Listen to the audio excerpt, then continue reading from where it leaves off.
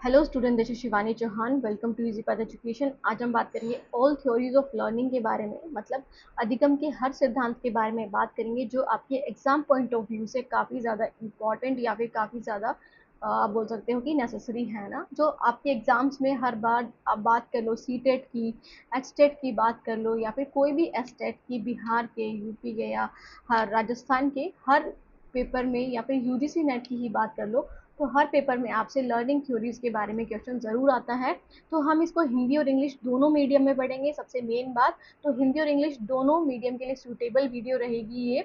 और चैनल को सब्सक्राइब भी कर देना अगर वीडियो पसंद आए तो। ओके, स्टार्ट करते हैं। कंटेंट क्या क्या रहेंगे, मतलब कौन कौन सी जो थ्योरीज है वो हम पढ़ेंगे। तो सबसे पहले हम ई एल थोंडाइक की थ्योरी पढ़ेंगे, फिर इवान टावलोव की, बी एफ स्किनर की इनसाइट थ्योरी, क्लार्क एल हल की, एडवर्ड टोलमैन की, कर्ट लेविन की, अब्राहम मैस्लो की, जेरोम ब्रूनर की। तो ये सारी जो लर्निंग थ्योरीज है उसके बारे में हम बात करेंगे। काफ़ी इंपॉर्टेंट है हर एस्पेक्ट से।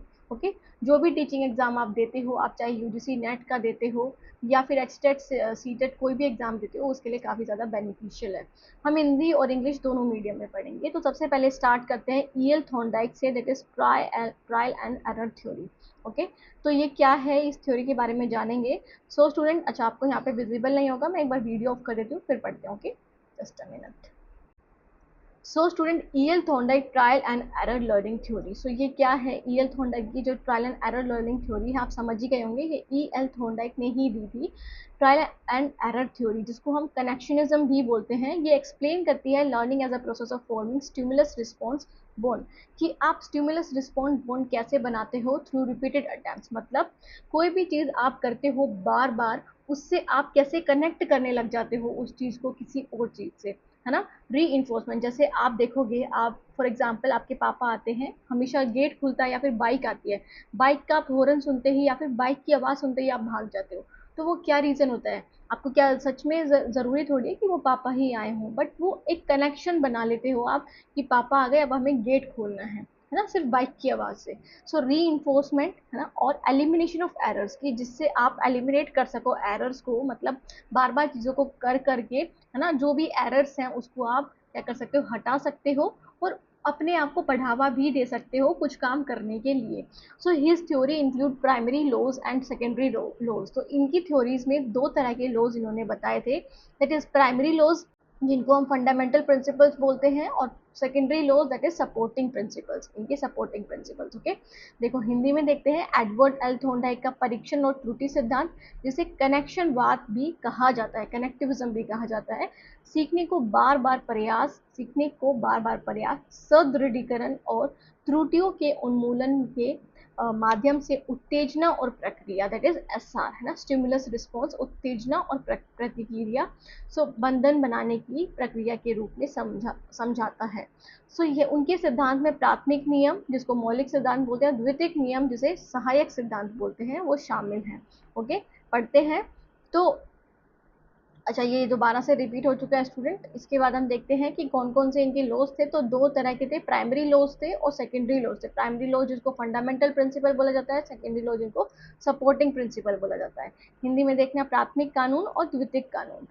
Okay, so the next one is the primary laws of learning. अब हम पढ़ेंगे प्राइमरी लॉज कौन कौन से हैं। तो सबसे पहले बात करें तो लॉ ऑफ इफेक्ट, ये कोर प्रिंसिपल्स हैं जो आपको मानने होते हैं, मतलब जो आपको सिखाते हैं how learning occurs through trial and error, कि आप ट्रायल एंड एरर करके, मतलब बार बार त्रुटियां करके या फिर बार बार प्रैक्टिस करके कैसे आपकी लर्निंग हो सकती है, कैसे आप चीज़ों को सीख सकते हो। तो उसके कुछ प्रिंसिपल्स हैं जो इंपॉर्टेंट प्रिंसिपल्स हैं, जो सबके लिए एक समान है। तो सबसे पहले है law of effect. Law of effect क्या कहता है कि responses followed by satisfaction are strengthen, कि जो रिस्पॉन्सेज आपको मिल रहे हैं, अगर उससे आपको रिवार्ड मिला है तो वो और भी ज़्यादा मजबूत होंगे। पर अगर हम बात करें जिससे आपको पनिशमेंट मिली है, तो वो चीज़ें क्या होंगी, वो रिड्यूस हो जाएंगी। फॉर एग्जाम्पल, आप बाहर गए और वहाँ से आप कुछ चीज़ लेकर आए, तो आपकी मम्मी ने आपको रिवार्ड दिया, तो वो उससे आपका जो बाहर जाना है वो बढ़ जाएगा। आप फिर कुछ ना कुछ चीज़ें लेकर आओगे मम्मी की पसंद की। बट आप बाहर गए और खेल कूद कर आए, खेल कूद कर भी नहीं, आप लड़ाई कर कर आए, झगड़ा करके, तो आपकी मम्मी ने आपको डांट लगा दिया, फिर पनिशमेंट दे दी, ओके।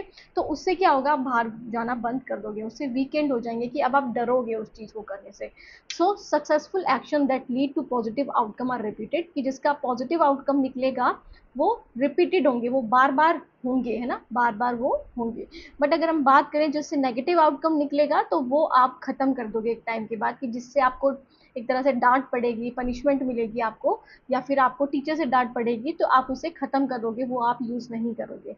जैसे कि एक एग्जांपल है कि कैट पजल बॉक्स में है, अगर वो लेवर को या फिर आप बोल सकते हो किसी स्विच को अगर वो ऑन करती है, प्रेस करती है, तो डोर ओपन हो जाता है, जिससे मतलब डोर ओपन का मतलब क्या है, उसको रिवार्ड मिलेगा उस चीज का, एस्केप एंड फूड, की वो छुप सकती है और उसको खाना भी मिल सकता है।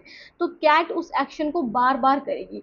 बट अगर उसको उस लेवर को प्रेस करने से इलेक्ट्रिक शॉक मिलता है, जो कि एक पनिशमेंट है, तो उससे क्या करेगी, वो कभी भी उस स्विच को नहीं प्रेस करेगी, है ना। तो ये cat would avoid it, cat फिर उसको करेगी ही नहीं। तो ये क्या है, लॉ ऑफ इफेक्ट है, जिससे आपको अच्छी चीज मिल रही है बदले में, तो आप उस चीज को बार बार परफॉर्म करोगे, ओके। और अगर नहीं मिल रही है तो आप उसको नहीं करोगे। तो अफेक्ट का लो है ये, प्रभाव का नियम जिसे बोलेंगे।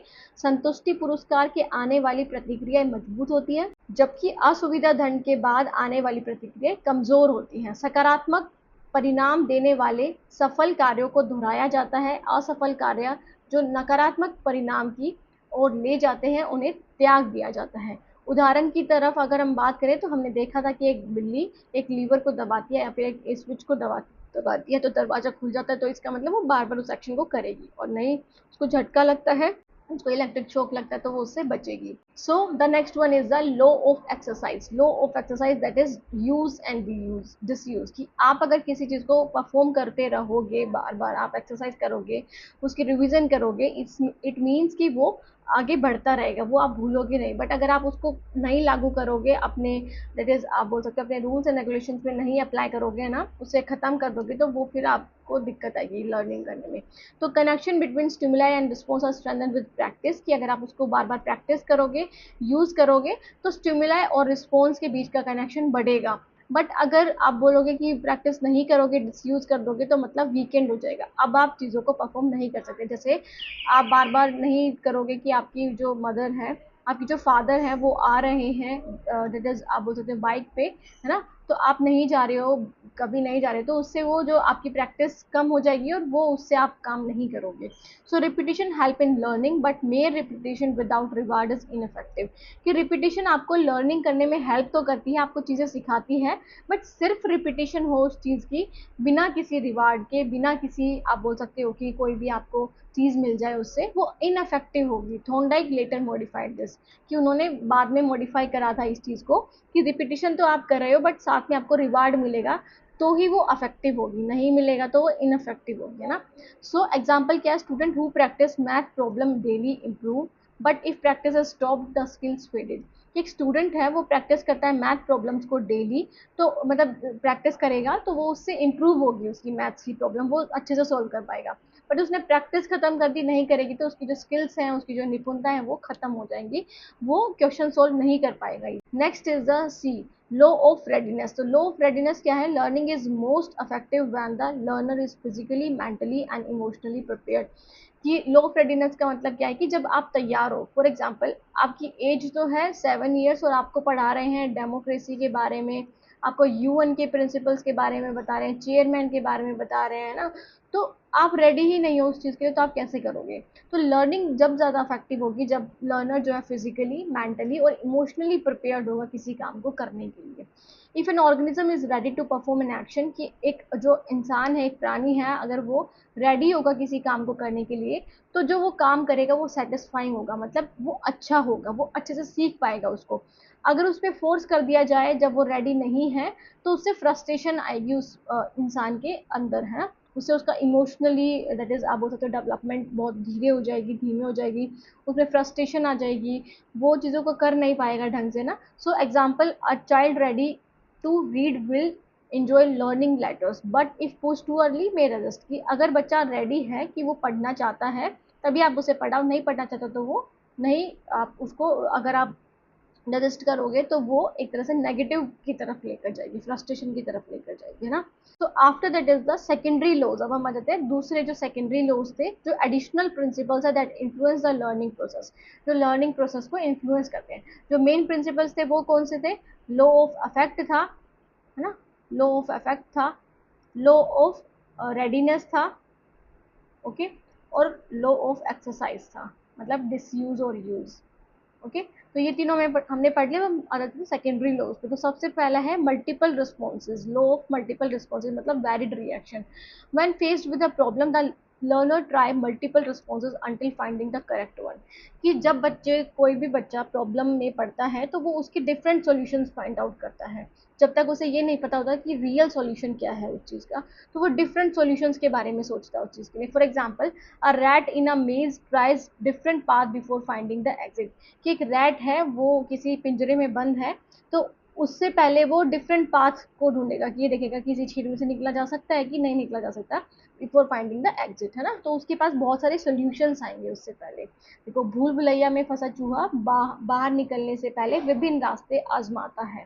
तो ये क्या है? बहुविध प्रतिक्रियाओं का नियम, विविध प्रतिक्रिया जिसे बोलेंगे। Next is a law of set और एटीट्यूड। तो ये क्या है? Learning is influenced by learners mindset, attitude and pre disposition. कि लर्निंग जो है वो किससे इन्फ्लुएंस होता है? लर्नर्स के माइंडसेट से। कि लर्नर क्या सोचता है, लर्नर का माइंडसेट क्या है ना, लर्नर किस चीज़ को लेकर के चलता है, उस वो किस चीज़ को ज़्यादा मानता है, उसका एटीट्यूड क्या है, क्या वो एरोगेंट है, या फिर वो कोलैबोरेटिव लर्निंग बहुत अच्छे से कर सकता है। और प्री डिस्पोजिशन की वो जो चीज़ें पहले से सोचता है ना। So a student with a positive attitude learn faster than one who is disinterested. कि एक स्टूडेंट पॉजिटिव एटीट्यूड वाला ज़्यादा अच्छे तरीके से सीखेगा एज कम्पेयर टू जो जिसको इंटरेस्ट ही नहीं होगा पढ़ने में, है ना। जिसको इंटरेस्ट ही नहीं होगा तो वो नहीं सीख पाएगा, अच्छे से काम नहीं कर पाएगा, बिकॉज कि वो उसमें उसका जो एटीट्यूड है वो उसमें है ही नहीं। Okay. So the next one is the Hindi में सेट या दृष्टिकोण का नियम। सीखना सीखने वाले की मानसिकता, दृष्टिकोण या प्रवृत्ति से प्रभावित होता है। उसके बाद हम आ जाते हैं law of prepotency of elements. Prepotency of elements मतलब कि learner focus on the most important aspect. कि जब लर्नर जो है वो इंपॉर्टेंट एस्पेक्ट को ध्यान में रखे, और जो अनइम्पॉर्टेंट है, जो नहीं काम के हैं, उनको इरेलीवेंट डिटेल्स को इग्नोर कर दे बिल्कुल। एग्जाम्पल, जैसे कि एक मैथ प्रॉब्लम सॉल्व कर रहा है बच्चा, स्टूडेंट जो है मैथ प्रॉब्लम सॉल्व करेगा तो वो की नंबर्स और ऑपरेशंस के बारे में सोचेगा कि कौन सा ऑपरेशन यूज होगा, मतलब प्लस होगा, माइनस होगा, मल्टीप्लाई होगा, कैसे होगा, है ना। और जो अननेसेसरी वर्ड्स हैं उनको हटा देगा। जैसे आप मैथ्स में जो वर्ड प्रॉब्लम्स करते हो उसमें इतना बड़ा वो लिखा होता है पैराग्राफ, बट उसमें आप जो मेन मेन चीज़ें होती हैं उसको ही देखते हो, है ना। तो ये क्या है? लॉ ऑफ प्रेपोटेंसी ऑफ एलिमेंट, जिसको बोलते हैं कि मोस्ट इंपॉर्टेंट एस्पेक्ट को ही आप ध्यान में रखोगे। इसको हम बोलेंगे तत्वों की पूर्वता का नियम। शिक्षार्थी समस्या के सबसे महत्वपूर्ण पहलू पर ध्यान केंद्रित करते हैं और अप्रासंगिक विवरणों को नज़रअंदाज करते हैं। ठीक है। सो ये हिंदी में स्टूडेंट्स आपके लिए है, बट थोड़ी बहुत डिफिकल्टी हो जाती है। बाकी मैं सुधार कर रही हूँ कि मैं अच्छे से प्रोनाउंस कर सकूँ इन वर्ड को भी। बाकी जो हिंदी मीडियम वाले बच्चे हैं उनके लिए बहुत ज़्यादा यूजफुल रहेगी। मैंने वैसे भी हिंदी में ही आपको समझाया है, बट ये कुछ वर्ड्स होते हैं ना, वो थोड़े बोलने में डिफिकल्ट हो जाते हैं। ओके, बट मैं प्रैक्टिस कर रही हूँ उस चीज़ के लिए भी। सो next is the next the secondary law is the law of response by analogy. What it means? It means कि learners apply past experience to new similar situation। कि लर्नर अपने पास्ट एक्सपीरियंस को कनेक्ट करेंगे अपने जो new experience है, new situation या फिर उसके जैसे सिमिलर सिचुएशन कोई आ रही है। जैसे कि a child who knows how to open a door by turning a knob tries the same methods on a new door. कि एक बच्चा है, उसको पता है कि कैसे वो दैट इज ओपन कर सकता है, उसकी जो आप बोल सकते हो ना कुंडी होती है उसको हटा करके कैसे कोई गेट खोल सकता है। तो अगर कोई उसको दूसरा डोर मिलेगा ऐसा ही या फिर थोड़ा अलग, तो उसको भी वैसे ही ट्राई करेगा खोलने के लिए, है ना। सो ये क्या है? सादृश्य द्वारा प्रतिक्रिया का नियम। जैसे आप देखोगे आपके जो घरों में कैसे टैप्स होते हैं, नॉर्मल टैप्स होते हैं, उसके ऊपर एक गोल वाली वो होती है ना, उससे आप खोल देते हो। बट अगर आप मॉल्स में जाओगे या फिर ऐसे एरिया में जाओगे जहाँ पे टैप्स बिल्कुल अलग तरह के, तो वहाँ पे आप क्या चीज़ें ढूंढते हो कि ये खुलेगा कैसे, है ना। बट उसका आप उसको जो आपकी प्रीवियस नॉलेज है उससे थोड़ा सा कनेक्ट करके देखते हो, फिर अगर वो हो जाए तो ठीक है, नहीं होगा तो आप नई चीज़ वो सीखोगे फिर, है ना। तो ये है शिक्षार्थी पिछले अनुभवों को नई या समान परिस्थितियों में लागू करते हैं। Next is the next is the law of associative shifting. तो लॉ ऑफ एसोसिएटिव शिफ्टिंग क्या है? A response can shift from one stimulus to another if they are repeatedly associated. कि एक जो रिस्पॉन्स है वो शिफ्ट हो सकता है वन स्टिमुलस से अनदर पे, अगर वो एसोसिएट कर रहे हो आप उसको बार बार, है ना, repeatedly associated. For example, a dog trained to sit for a treat may later sit just at the sound of a clicker। कि एक जो डॉग है वो ट्रेन करा जाता है कि to sit for a treat, कि मतलब उसको कुछ मिलेगा, है ना। तो उसको ये ट्रेन करा जाएगा कि वो जब भी आएगा तो उसको कुछ मिलेगा। बट फिर उसके बाद हम उसको एसोसिएटिव शिफ्टिंग करेंगे, मतलब उस स्टिमुलस से दूसरे स्टिमुलस की तरफ ले आएंगे। इट मीन्स कि अब वो एक क्लिक करने पे भी, क्लिकर की उससे भी मदद से भी वो अब क्या करेगा, कुछ काम करने लगेगा, मतलब कुछ करने लगेगा। Just at the sound of a clicker if clicker treat associate is made, है ना। तो आप एसोसिएशन बना रहे हो क्लिकर को, ठीक है। तो ये हिंदी में है, एक कुत्ता जिसे ट्रीट के लिए बैठने के लिए प्रशिक्षित किया गया है, बाद में केवल क्लिकर की आवाज़ सुनकर बैठ सकता है, ठीक है। कि वो आपने कोई ट्रीट दी, उससे वो बैठ जाएगा, ओके, बट आप उसको, अब आप ट्रीट नहीं दे रहे हो, सिर्फ एक क्लिकर की आवाज़ से उसको बैठा रहे हो, तो वो क्या है, एसोसिएट कर दिया आपने उसको किससे, ट्रीट को आपने किससे एसोसिएट कर दिया, ट्रीट को आपने कर दिया, दैट इज आप बोल सकते हो क्लिकर की मदद से। Okay, so next is the educational implications. क्या है इसके, किसके, जो आपके थॉर्नडाइक का जो लॉ है, लो सॉरी, थॉर्नडाइक की जो थ्योरी है ट्रायल एंड एरर लर्निंग की, ट्रायल एंड एरर लर्निंग की।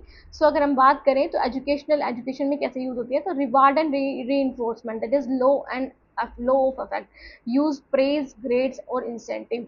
कि आप बच्चों को सराहना कर सकते हो बच्चों की, उसको अच्छे ग्रेड दे सकते हो अगर वो अच्छी करेंगे लर्निंग, नहीं कर रहे हैं तो आप उसको नॉर्मल या फिर नेगेटिव ग्रेड दोगे, इंसेंटिव दोगे अगर वो अच्छा काम करेंगे तो। प्रैक्टिस एंड रिपीटिशन मतलब law of exercise, drills and revision strengthen learning. की ड्रिल्स और रिवीजन कराओगे आप तो उससे उनकी लर्निंग बढ़ेगी, मतलब और भी ज़्यादा उनको प्रैक्टिस कराओगे तो उससे वो और भी अच्छे से काम कर पाएंगे। ओके, रेडीनेस इन लर्निंग मतलब लो ऑफ रेडीनेस को कैसे यूज कर सकते हो, teach concept when student are developmentally ready. कि जब वो डेवलपमेंटली रेडी है, मतलब उनके एज अप्रोप्रिएटनेस के अकॉर्डिंग आप उन्हें कॉन्सेप्ट को पढ़ाओगे, उससे पहले ही आप नहीं पढ़ा दोगे। ओके, एरर करेक्शन मतलब सेकेंडरी लॉ जो है, guide student to focus on key elements and avoid distraction. कि वो अवॉइड करे डिस्ट्रैक्शंस को, जो भी उनके बीच में रुकावटें आ रही हैं उससे वो हटे, उससे वो बचे, और जो की एलिमेंट्स जो हमने प्रेपोटेंसी वाला लॉ पढ़ा था उसमें ही ध्यान दें, है ना, जो फालतू की चीज़ें उस पर ध्यान ना दें। ये हिंदी में है। शैक्षिक निहितार्थ क्या है इसके, थॉर्नडाइक के नियम शिक्षण और प्रशिक्षण में व्यापक रूप से लागू होते हैं। पुरस्कार एवं सुदृढ़ीकरण, प्रभाव का नियम कैसे होगा, प्रशंसा करोगे, ग्रेड करोगे या प्रोत्साहन करोगे। अभ्यास और पुनरावृत्ति का कैसे होगा, व्यायाम का नियम, सीखने में तत्परता का नियम, त्रुटि सुधार और माध्यमिक का नियम। Okay, so next is the Ivan Pavlov classical conditioning. तो क्लासिकल कंडीशनिंग अब हमने पढ़ ली किसके बारे में, थॉर्नडाइक की थ्योरी के बारे में। आपको कोई भी डाउट रह गया तो पूछ सकते हैं उसमें। अब हम आ जाते हैं इवान पैवलोव की क्लासिकल कंडीशनिंग के बारे में। इवान पैवलोव दैट इज फ्रॉम 1849 से 1936, ये एक रशियन साइकोलॉजिस्ट थे, सॉरी फिजियोलॉजिस्ट थे, best known for discovering the concept of classical conditioning. तो इनका जो कॉन्सेप्ट आप बोल सकते हो, आपके पेपर में पूछा जाता है कि क्लासिकल कंडीशनिंग का कॉन्सेप्ट किसने दिया था या थ्योरी किसने दी थी, तो वो इवान पैवलोव ने ही दी थी। इसको पैवलोवियन कंडीशनिंग भी बोला जाता है। Originally studying digestion in dogs, he accidentally discovered how animals and humans can learn through association। कि वो सिर्फ डॉग कैसे डाइजेस्ट करते हैं, डाइजेशन सिस्टम देख रहे थे, बट फिर उन्होंने डिस्कवर किया कि एनिमल्स और ह्यूमंस कैसे एसोसिएशन के थ्रू, मतलब उनको कुछ चीज़ें दिखा करके आप कैसे लर्न करा सकते हो, उनको उनकी लर्निंग को एसोसिएट करा करके किसी भी चीज़ से, है ना। तो ये इनकी थ्योरी थी। Classical conditioning is a type of learning through association where a neutral stimulus become capable of triggering a response after being paired with a stimulus that naturally cause that response. मतलब classical conditioning learning क्या कहती है कि आप association के through समझा सकते हो, मतलब जहाँ पे जो न्यूट्रल स्टिमुलस है, मतलब जिससे अगर हम उसे अकेले दिखाएं तो बच्चे पे कोई प्रभाव नहीं पड़ेगा, बट हम उसको ऐसा बना दें, उस न्यूट्रल स्टिमुलस को आप क्या कर दो, स्टिमुलस जो आपका जो पहले रिस्पॉन्स आ रहा था उससे कनेक्ट कर दो, है ना, कनेक्ट कर दो, तो उसका जो रिस्पॉन्स है वो बदल जाएगा। फिर वो जो न्यूट्रल स्टिमुलस है वो कंडीशनल स्टिमुलस बन जाएगा, जिससे फिर कंडीशन रिस्पॉन्स बच्चे करेंगे, है ना। तो ये है इनकी थ्योरी, किसकी, पावलोव की। क्या, ऑपरेंट कंडीशनिंग। देखो यहाँ पे लिखा है शास्त्रीय कंडीशनिंग साहचर्य के माध्यम से सीखने का एक प्रकार है जहाँ एक तटस्थ तटस्थ उत्तेजना स्वाभाविक रूप से उस प्रतिक्रिया का कारण बनने वाली उत्तेजना के साथ जोड़े जाने के बाद प्रतिक्रिया को ट्रिगर करने में सक्षम हो जाती है। ओके, सो इसको देखते हैं आगे हम। अभी आपको थोड़ा समझ में नहीं आएगा, अभी आपको अटपटा लग रहा होगा, बट यहाँ पे देखेंगे पावलोव ने जो एक्सपेरिमेंट किया था, ये भी आपसे पूछा जाता है कि किस पे एक्सपेरिमेंट किया था। तो उनका जो एक्सपेरिमेंट था वो डॉग पे था, कुत्ते पर था। So Pavlov notice that dog would start salivating not only when food was presented, कि पावलोव ने ये नोटिस किया कि डॉग जो है वो सैलिवेट कर रहे हैं, मतलब वो लार निकाल रहे हैं, जब ही नहीं कि उनको फूड मिल रहा है, बल्कि तब लो लैब असिस्टेंट को वो आता हुआ देख रहे हैं या फिर महसूस कर रहे हैं, उनके फुट स्टेप्स को सुन रहे हैं वो। तो मतलब उसने फूड को कैसे एसोसिएट कर रखा है, डॉग ने फूड को एसोसिएट कर रखा है, जो लैब असिस्टेंट है, मतलब जो उसके लिए खाना लेकर आएगा, उसके फुट स्टेप से, मतलब उसके चलने से, या फिर उसकी थोड़ी बहुत जो उसको आवाज़ आ रही है उसकी वजह से, है ना। तो उसने ये समझ लिया कि लैब असिस्टेंट आ गया तो मतलब मेरा खाना भी आ गया। तो उसने लैब असिस्टेंट को क्या बना रखा है, अपना एसोसिएटिव, उसने जो एसोसिएटिव लर्निंग बना रखी है, मतलब वो एसोसिएट कर रहा है खाने को लैब असिस्टेंट से, है ना। तो इसने फिर एक्सपेरिमेंट करा, इन्होंने, पावलोव ने, तो इन्होंने एक बेल बजाई, है ना, he rang a bell, that is neutral stimulus, जिसको हम एनएस बोलते हैं। मतलब आप बेल बजा दोगे आप कुत्ते के सामने किसी भी नॉर्मल के, तो वो कोई भी रिस्पॉन्स नहीं करेगा, उसे लगेगा ये क्या फालतू का काम कर रहा है ना। फिर उसके बाद आप इमीडिएटली गिव फूड। अब जैसे ही आपने बैल बजाई उसके तुरंत, मतलब बैल बजाते ही आपने उसको खाना दिखा दिया कुत्ते को, मतलब वो क्या हो गया आपका, वो अनकंडीशनल स्टिमुलस हो गया आपका, है ना। अनकंडीशनल मतलब अभी आपने कंडीशन नहीं लगाई है, अनकंडीशनल स्टिमुलस हो गया, जिसको हम यूसीएस बोलेंगे आगे जाके। ओके, फिर डॉग क्या करेगा, सैलिवेट। जैसे ही बैल बजाई तो उसने कुछ रिस्पॉन्स नहीं करा, बट फिर आपने बैल बजाने के तुरंत बाद आपने उसको खाना दे दिया, तो मतलब खाना देखते ही तो क्या करेगा डॉग, सैलिवेट करने लग जाएगा, लार निकलने लग जाएगा। तो वो क्या हो गया, वो अनकंडीशनड रिस्पॉन्स है। Okay, so after repeated pairing, कि जब आप रिपीट करोगे इस चीज को, कि बैल बजाओगे फिर खाना दोगे, बैल बजाओगे फिर खाना दोगे, तो dog started salivating to the bell alone. आप इस चीज को एक्सपेरिमेंट भी कर सकते हो, या फिर आपके घर अगर कोई डॉग है तो आपने इस चीज को महसूस भी किया होगा, है ना। तो ये क्या हो गया, वो बेल की मदद से ही अब क्या कर रहा है, जस्ट अ मिनट, आपको दिख नहीं रहा होगा ना स्टूडेंट्स, दिख रहा है, चलो ठीक है। तो अब वो बेल के ही मदद से वो क्या कर रहा है, सैलिवेट करने लग रहा है।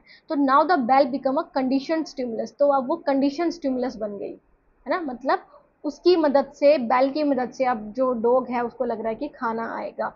And salivation to the bell was a condition response, कि आपने कंडीशनिंग लगा दिया उस पर, है ना, कि उसका जो लार है वो बेल पे ही प्रोड्यूस हो जाएगी, बेल पे ही आने लगेगी। तो जो लार है उसकी सैलिवेशन है बेल पे, वो कंडीशन रिस्पॉन्स हो जाएगा उसका। और स्टिमुलस क्या हो जाएगी, मतलब उसकी जो उत्तेजना है वो किससे बढ़ेगी, बेल से। ठीक है, तो ये इनकी जो एक्सपेरिमेंट है वो इन्होंने किया था। ओके, सो आगे देखते हैं हिंदी में। देखो मैंने हिंदी में ही बताया वैसे आपको, यहाँ पे जो हिंदी मीडियम वाले बच्चे हैं वो इसको पढ़ लेना। Next is the key component of classical conditioning.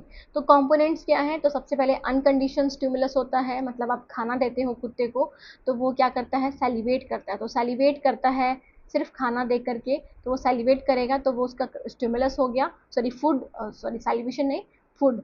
Food क्या हो गया, वो उसका स्टिमुलस हो गया, है ना, उत्तेजना हो गई फूड। उसको देख करके वो रिस्पॉन्स करेगा, रिस्पॉन्स किस वे में करेगा, सैलिवेटिंग, कि वो लार निकालेगा उसको देख करके, है ना। तो वो क्या हो गई, वो उसकी ऑटोमेटिक रिएक्शन होगी टू द यूसीएस, जो अनकंडीशनड है, अभी आपने कोई भी कंडीशन नहीं लगाई है। बट आप उसके लिए पहले आप न्यूट्रल स्टिमुलस लेकर के आओगे। न्यूट्रल स्टिमुलस क्या है, कि सिर्फ आप बेल बजाओगे, आप खाना नहीं दिखाओगे पहले। Initially doesn't trigger U R, okay, bell sound before conditioning, तो बेल जो है वो साउंड करेगी, मतलब बेल बजेगी बिफोर कंडीशनिंग। तो अभी कोई भी रिस्पॉन्स नहीं आया किसकी तरफ से, अनकंडीशन रिस्पॉन्स रहा, मतलब कोई भी आपने सैलिवेशन नहीं देखी, लार नहीं देखी। सो कंडीशन स्टिमुलस क्या बन गया, दैट इज सी एस। तो प्रीवियसली एन एस, प्रीवियसली क्या था ये, न्यूट्रल स्टिमुलस था। Now trigger CR after pairing the uses, कि अब आपने बेल के साथ साथ उसे खाना भी दे दिया, है ना, तो उससे उसकी जो सीआर है वो भी ट्रिगर हुई, क्योंकि आपने उसको UCS that is unconditional response से, सॉरी स्टिमुलस से पेयर कर दिया। तो मतलब आपने क्या कर दिया, बेल आफ्टर कंडीशनिंग, या आपने खाना दे दिया उसे। सो कंडीशन रिस्पॉन्स देखने को मिलेगा अब आपको। मतलब अब जो डॉग है वो लार निकालेगा बेल बजते ही, है ना, उसको खाना बाद में दिखेगा, पहले वो बेल बजते ही लार निकालेगा। Learn response to C S, example salivating at the bell sound. तो ये इनकी थ्योरी थी, ये इनके एलिमेंट्स थे, unconditional stimulus, unconditional response, neutral stimulus, condition stimulus और condition response. So student the next one is the Pavlov's dogs experiment step by step. तो अब हम देखें स्टेप बाय स्टेप क्या था। तो सबसे पहले आ जाता है before conditioning, second is during conditioning and the third is after conditioning. तो बिफोर कंडीशनिंग क्या है, बिफोर कंडीशनिंग आप क्या करते हो कि बैल जो है वो आपका न्यूट्रल स्टिमुलस होता है। इट मीन्स कि जब आप सिर्फ बैल बजाओगे तो कोई भी सेलिब्रेशन नहीं होगी, बट अगर आप फूड दिखाओगे दैट इज अनकंडीशनल स्टिमुलस तो सेलिब्रेशन होगी। सेलिब्रेशन क्या है आपका, UCR that is unconditional response. Okay, but during conditioning आप क्या करोगे, पेयरिंग बनाओगे, बैल को कनेक्ट करोगे फूड से। ओके, तो आप बैल प्लस फूड दोगे तो is equal to salivation that is UCR, है ना। तो रिपीटेड मल्टीपल टाइम्स अगर आप इसको बार बार करोगे तो वही बिहेवियर अडेप्ट कर लेगा डॉग। और उसके बाद आफ्टर कंडीशनिंग क्या होगा कि सिर्फ बैल से ही सेलिब्रेशन होगी, दैट इज कंडीशनल रिस्पॉन्स, की अब कंडीशन लगा के रिस्पॉन्स दे दिया गया है। ओके, सो ये हिंदी में है इसके बारे में कंडीशनिंग से पहले। तो ये 3 पार्ट में डिवाइडेड है, during, before the conditioning, during the conditioning and after the conditioning. So first is the acquisition. तो एक्विजिशन का मतलब क्या है कि इनिशियल स्टेज में, मतलब पहले शुरुआती दौर में जो एनएस है दैट इज न्यूट्रल स्टिमुलस, क्या था आपका न्यूट्रल स्टिमुलस, बेल था ना, वो सीएस बन जाएगा, कंडीशनल स्टिमुलस बन जाएगा through repeated pairing with UCS. कि जब आप उसको दैट इज अनकंडीशनल स्टिमुलस के साथ आप अटैच करोगे, किसे मतलब फूड को अटैच करोगे आप किसके साथ, बेल के साथ, तो क्या होगा, वो conditional response, conditional that is stimulus बन जाएगा ना। फॉर एग्जाम्पल कि dog learns to associate bell with food after several time, कि डॉग जो है वो बेल से एसोसिएट करने लग जाएगा, है ना, बेल से एसोसिएट करने लग जाएगा फूड को, कि फूड आ रहा है बेल बजते ही। ओके, अगर बार बार करेंगे तो वही बिहेवियर। एक्सटिंक्शन क्या है, मतलब weakening of C R when C S is presented without U C S, कि आप क्या कर रहे हो, C R that is conditional response को आप वीकनेस कर रहे हो जब C S is presented without U C S. कि इट मीन्स कि जब आप यूसीएस को हटा रहे हो, एक्सटेंड कर रहे हो, यूसीएस क्या है, ओनली फूड, है ना, फूड को आप हटा रहे हो क्योंकि आप क्या कर रहे हो, क्योंकि आप कंडीशनल स्टिमुलस दे रहे हो। अब कंडीशनल स्टिमुलस मतलब क्या हो गया, फूड प्लस बेल आप दिखा रहे हो। ओके, तो जैसे if bell rings repeatedly without food dog stop salivating, कि जब आप क्या करोगे, जब आप दैट इज बिना बेल के, मतलब बेल तो बजाओगे बट फूड नहीं दोगे, तो उससे क्या होगा, जो डॉग है वो सैलिवेटिंग करना बंद कर देगा, है ना। तो मतलब इसका मतलब क्या हो गया, एक्सटिंक्ट हो गया, खत्म होने जा रहा है उसका जो आप सिखा रहे थे उसे वो। तो यहाँ पे हिंदी में है, फर्स्ट इज अधिग्रहण, सेकंड इज विलुप्ति, है ना। तो विलुप्ति क्या है, जब सीएस को यूसीएस के बिना प्रस्तुत किया जाता है तो सीआर कमजोर हो जाता है ना, कंडीशनल रिस्पॉन्स कमजोर हो जाता है। सो next is a spontaneous recovery. तो ये क्या है, sudden reappearance of CR after extinction, कि जब आप एक्सटेंड कर देते हो, मतलब फूड नहीं दिखाते हो बैल के साथ और एकदम से दिखाने लग जाते हो कुछ दिनों के बाद, तो इसका मतलब अब वो क्या होगा, अब कंडीशनल रिस्पॉन्स आपको देखने को मिलेगा, मतलब स्पॉन्टेनियस रिकवरी हुई है एक अचानक से। तो after extinction if bell rings again dog may briefly salivate, कि डॉग जो है वो सेलिब्रेट करेगा आफ्टर एक्सटिंक्शन, की आप उसको बैल के साथ खाना भी दिखाओगे तब। So generalisation is a next, generalisation मतलब responding to stimuli similar to CS, कि जो आप क्या करोगे इसमें, जो सीएस से रिलेटेड जो चीजें हैं ना उसमें भी डॉग रिस्पॉन्ड करने लग जाएगा, किसमें, जनरलाइजेशन में।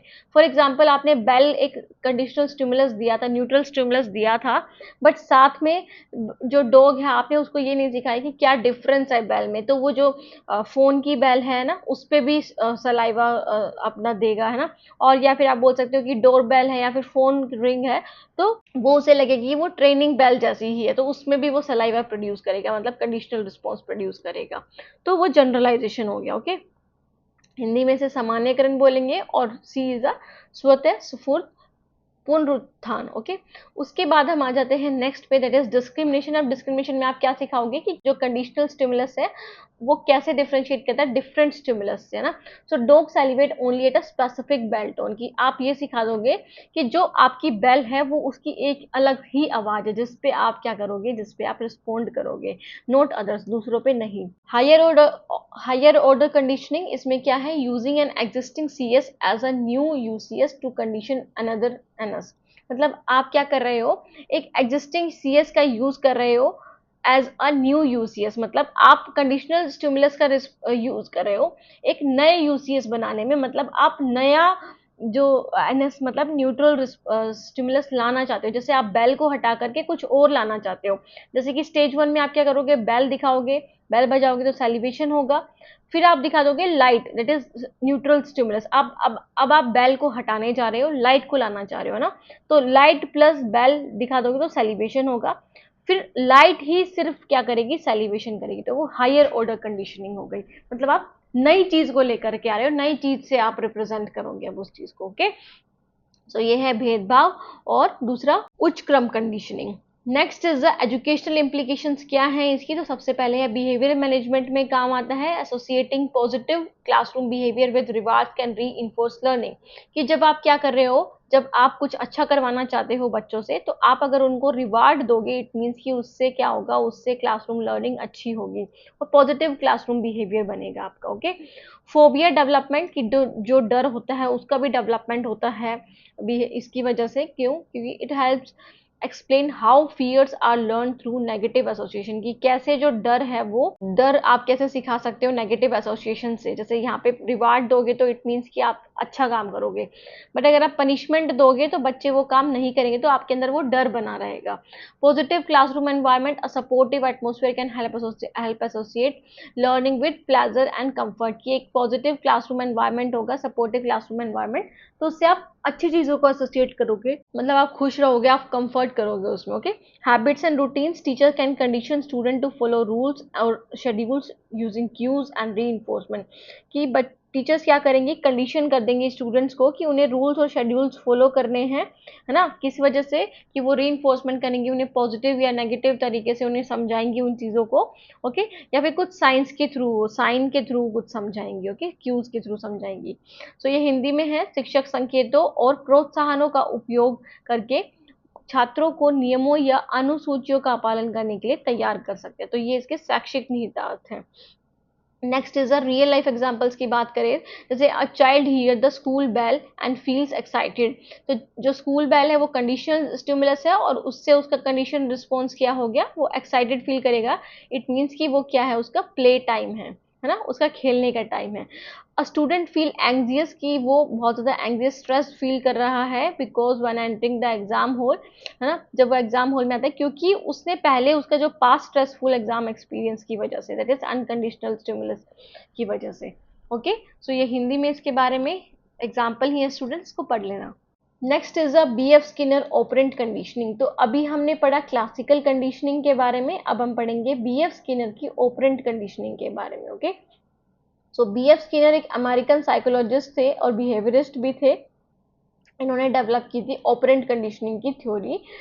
तो ये क्लासिकल कंडीशनिंग को बिल्कुल हटा करके इन्होंने नई थ्योरी लेकर आए, which is about associating two stimuli. Operant conditioning focuses on how consequences of behaviour affect future behaviour, कि जैसा आप करोगे, मतलब जैसा आप बिहेवियर दिखाओगे तो वैसा उनके फ्यूचर पे भी वो अफेक्ट करेगा, है ना। Skinner believe that behaviour is shaped and maintained by it's consequences, कि जो उनकी कॉन्सिक्वेंसेज है, मतलब परिणाम है, उससे आकार देता है। स्किनर का मानना था व्यवहार उसके परिणामों द्वारा आकार लेता है और बनाए रखता है। ओके, कि परिणाम क्या होगा, उसका परिणाम अच्छा होगा तो मतलब वो व्यवहार उनके अंदर बना रहेगा, बट उसका परिणाम अच्छा नहीं होगा, आपको डांट लगेगी, तो इट मीन्स कि वो उसे नहीं करेगा बार बार रिपीट। तो शास्त्रीय कंडीशनिंग पैवलोव के विपरीत थी, जो दो उत्तेजनों को जोड़ने के बारे में है, बल्कि और ऑपरेंट कंडीशनिंग इस बात पर ध्यान केंद्रित करते हैं कि व्यवहार के परिणाम भविष्य के व्यवहार को कैसे प्रभावित करते हैं। ओके, कि आज जो आप चीज कर रहे हो वो भविष्य में आपको कैसे प्रभावित करेगी, उस पर डिपेंड करता है ऑपरेंट कंडीशनिंग।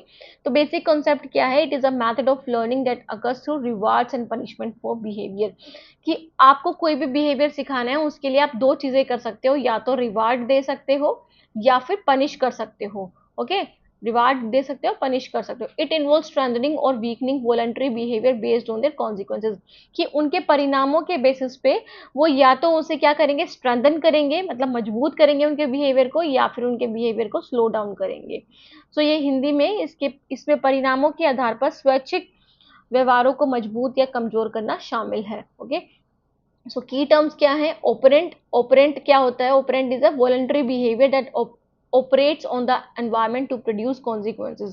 तो ये वॉलंटरी बिहेवियर होता है जो ऑपरेट करता है, मतलब जो कारणों का रीजन बनता है, या फिर आप बोल सकते हैं स्वैच्छिक व्यवहार जो परिणाम उत्पन्न करने के लिए पर्यावरण पर कार्य करता है, कि आपका क्या परिणाम आएगा उस चीज पे। Okay, so second is the reinforcement, दृढ़ीकरण बोलेंगे, any event that strengthen the behaviour it follows, कि जो आपके जो बिहेवियर को स्ट्रेंथन करेगा, मतलब मजबूत करेगा, वो रीइंफोर्समेंट हो गया। पनिशमेंट क्या हो गया, मतलब जो वीकन करेगा, जो उसको कमजोर करेगा या फिर रिड्यूस कर देगा आपके बिहेवियर को, वो हो गया पनिशमेंट। तो इसमें जो हम बात करते हैं, इसमें स्किनर के बॉक्स, मतलब स्किनर ने एक्सपेरिमेंट किया था, किसमें किया था, स्किनर के बॉक्स में, स्किनर्स बॉक्स बोलते हैं उसे। Skinner tested his theory using a special cage, उन्होंने एक स्पेशल केज बनाया था, उस जिसका नाम उन्होंने रखा स्किनर बॉक्स, और ऑपरेंट कंडीशनिंग चैम्बर भी बोल सकते हैं। इन्होंने रैट्स पे और पिजन्स पे एक्सपेरिमेंट किया था, मेनली रैट्स पे किया था। So how it work, a rat was placed in a box with a lever, कि उनको एक बॉक्स में रख दिया जाता है रैट को, जिसमें एक स्विच होता है जिसको उसे, when the rat accidentally pressed the lever a food pellet dropped in, मतलब जब जैसे ही वो उस लेवर को प्रेस करता है, एकदम से एक फूड का टुकड़ा, मतलब खाने का टुकड़ा या फिर रोटी का टुकड़ा नीचे गिर जाता है उसके पास में। Over time the rat learn to press the lever on purpose to get food, कि फिर वो सीख गया कि जब भी वो उस पर प्रेस करेगा तो उसको खाना मिलेगा। ओके, तो so this prove that behaviour can be shaped by rewards, कि आपका जो बिहेवियर है वो आपके रिवार्ड से बहुत ज्यादा आकार लेता है। कि आपको किसी चीज में बहुत शाबाशी मिल रही है करने को, तो आप वही काम करने की इच्छा रखोगे, है ना। तो इस पे बेस्ड थी स्किनर की थ्योरी। ओके, ये हिंदी में स्किनर का प्रयोग, या फिर स्किनर बॉक्स जिसे बोलते हैं, या फिर हम बोल सकते हैं ऑपरेंट कंडीशनिंग चैम्बर भी। Next is the key concept of operant conditioning में बात करें तो इन्होंने री की बात करी थी और दूसरी पनिशमेंट की बात करी थी। तो री में इन्होंने दो री के बारे में बात की थी, पॉजिटिव री और नेगेटिव री make a behaviour more likely to happen again, मतलब री आपको बढ़ावा देता है कि आप उस काम को बार बार करो। ओके, तो दो टाइप के री है, पॉजिटिव है, नेगेटिव है। पॉजिटिव मतलब adding something pleasant to encourage behaviour, कि आप कुछ दे रहे हो, मतलब कुछ ऐड कर रहे हो ताकि आप, मतलब कुछ अच्छा ऐड कर रहे हो जिसकी वजह से वो बिहेवियर बार बार हो। जैसे आप मार्केट जाते हो और आपकी मम्मी आपको 5 रुपए दे देती है साथ में, या फिर बोलती है जो बचे वो अपने पास रख लेना, है ना। तो वो क्या हो गया, वो पॉजिटिव री हो गया। तो बार बार आप चाहोगे कि मैं ही मार्केट जाऊं, मैं ही सब्जी लेकर आऊं। For example, a child gets candy for cleaning the room, कि वो अपना रूम साफ करने के लिए कैंडी प्राप्त कर रहे हैं, उनको कैंडी मिल रही है, तो क्लीनिंग वो बहुत ज्यादा बार करेंगे। या फिर a worker get a bonus for good performance, कि एक वर्कर को अच्छी परफॉर्मेंस के लिए बोनस मिल रहा है, तो वो बार बार ज्यादा ही हार्ड वर्क करेगा। ओके, नेगेटिव रीइंफोर्समेंट होता है removing something unpleasant to encourage behaviour, कि आप कुछ गलत चीज को हटा रहे हो। यहाँ पे आप जैसे पॉजिटिव में क्या था, आप अच्छी चीज को ला रहे हो, बट नेगेटिव रीइंफोर्समेंट में जो अनप्लीजेंट चीज है, जो आपके काम की नहीं है या फिर जो खराब है, उसको हटा रहे हो ताकि आप बिहेवियर को, उनके बिहेवियर को एनकरेज कर सको। For example, taking pain killers to stop headache, तो मतलब सिर दर्द से बचने के लिए आप पेन किलर्स ले रहे हो, है ना। तो more likely to take them next time, कि जब आपकी कभी हेडेक होगा तो आप क्या करोगे, हेडेक को रिमूव करने के लिए पेन किलर्स लोगे। Okay, so a student studies hard to avoid failing, एक स्टूडेंट है वो बहुत ज्यादा हार्ड, मतलब मेहनत करके पढ़ रहा है ताकि वो फेल ना हो, तो स्टडीज मोर इन फ्यूचर, तो इस डर से वो और भी ज्यादा पढ़ेगा। Okay, so negative reinforcement punishment नहीं होती है, ये सिर्फ आपको it remove discomfort to strengthen behaviour, कि जो भी आपको जो भी चीज आरामदायक नहीं लग रही है उसको हटाता है ये, ठीक है, ताकि आपका बिहेवियर और भी ज़्यादा इंक्रीज हो जाए या फिर बढ़ जाए। ओके, तो ये हिंदी में इसके बारे में, किसके बारे में, सुदृढ़ीकरण के बारे में, मतलब री इन्फोर्समेंट के बारे में। किसके बारे में? री इन्फोर्समेंट के बारे में, जो कि पॉजिटिव और नेगेटिव दोनों टाइप के होते हैं। फिर हम आ जाते हैं पनिशमेंट पे। तो पनिशमेंट क्या होती है? जिससे हमें बिहेवियर को डिक्रीज करना है, मतलब उनके बिहेवियर को कम करना है। तो first is a positive punishment. तो ये क्या होती है? Adding something unpleasant to discourage behaviour, कि किसी के बिहेवियर को आपको आपको हटाना है, मतलब आप नहीं चाहते कि उसका ये बिहेवियर रहे, तो आप कुछ चीज को ऐड कर दोगे, मतलब कुछ चीज उसमें डाल दोगे जिसकी वजह से वो बार बार नहीं करेगा, है ना। For example, a child gets scolded for lying, कि झूठ बोलने के लिए बच्चे को डांटा जाता है तो वो कम झूठ बोलेगा। A dog gets spray of water for barking, bark less, कि एक मतलब ज्यादा भौंकने पे एक कुत्ते को पानी छिड़क दिया जाता है उसके ऊपर, तो अब वो अगर पानी छिड़क दिया जाता है तो वो पानी से डरते हैं, तो इसकी वजह से वो और भी कम भौंकेगा। ओके, तो मतलब आप कुछ ऐड कर रहे हो ताकि उसके बिहेवियर को आप कम कर सको, उस चीज को जो नेगेटिव है एक तरह से। नेगेटिव पनिशमेंट क्या है? Removing something pleasant to discourage behaviour, कि कुछ अच्छी चीज को रिमूव कर देना ताकि आप उस बिहेवियर को डिस्करेज कर सको, मतलब हटा सको। A teenager loses phone privilege for breaking curfew, follow rules next time. एक टीनेजर है, वो क्या कर रहा है, उसको फोन नहीं दिया गया है, उसको फोन हटा दिया गया है उससे, है ना, क्योंकि वो बार बार किन्हीं चीजों में घुस रहा है या फिर अलग अलग चीजों में। और फिर जैसे वो फोन प्रिविलेज को ले रहा है जिससे वो कर्फ्यू को ब्रेक कर रहा है, तो इसके बाद अगर उसका फोन ले लिया जाएगा उससे, तो वो क्या करेगा? रूल्स को मानेगा, फॉलो करेगा। A worker loses bonus for being late, कि एक वर्कर है बार बार लेट आता है तो उसकी वजह से उसको बोनस नहीं मिल पा रहा है, उसका जो बोनस है वो हटा दिया गया है, तो इसकी वजह से वो टाइम पर पहुंचेगा। तो इसका मतलब ये नहीं है कि आप मार पीट कर ही सब कुछ बच्चों का बिहेवियर चेंज कर सकते हो। आप कुछ चीजों को ऐड ऑन करके या फिर उनको हटा करके भी आप बच्चों को समझा सकते हो। इसमें पनिशमेंट का मतलब ये नहीं है कि आपको उनको मारना पीटना है। ओके, सो ये हिंदी में इसके बारे में। दंड, आप सकारात्मक सजा भी हो सकती है और नकारात्मक सजा भी हो सकती है। Next is the schedule of reinforcement. Skinner found that how and when reinforcement is given affect learning, कि जो आप री इन्फोर्समेंट देते हो बच्चों को, पॉजिटिव या नेगेटिव, वो किस टाइम पे, मतलब कैसे और किस टाइम पे अफेक्ट करता है लर्निंग को। तो सबसे पहले कॉन्टिन्यूस री इन्फोर्समेंट। अगर आप रिवार्ड दोगे आफ्टर एवरी रिस्पॉन्स, तो फास्ट लर्निंग होगी, बट ऑल्सो फास्ट एक्सटिंक्शन भी होगी, कि बार बार फिर बच्चों को वो नॉर्मल लगने लग जाएगा।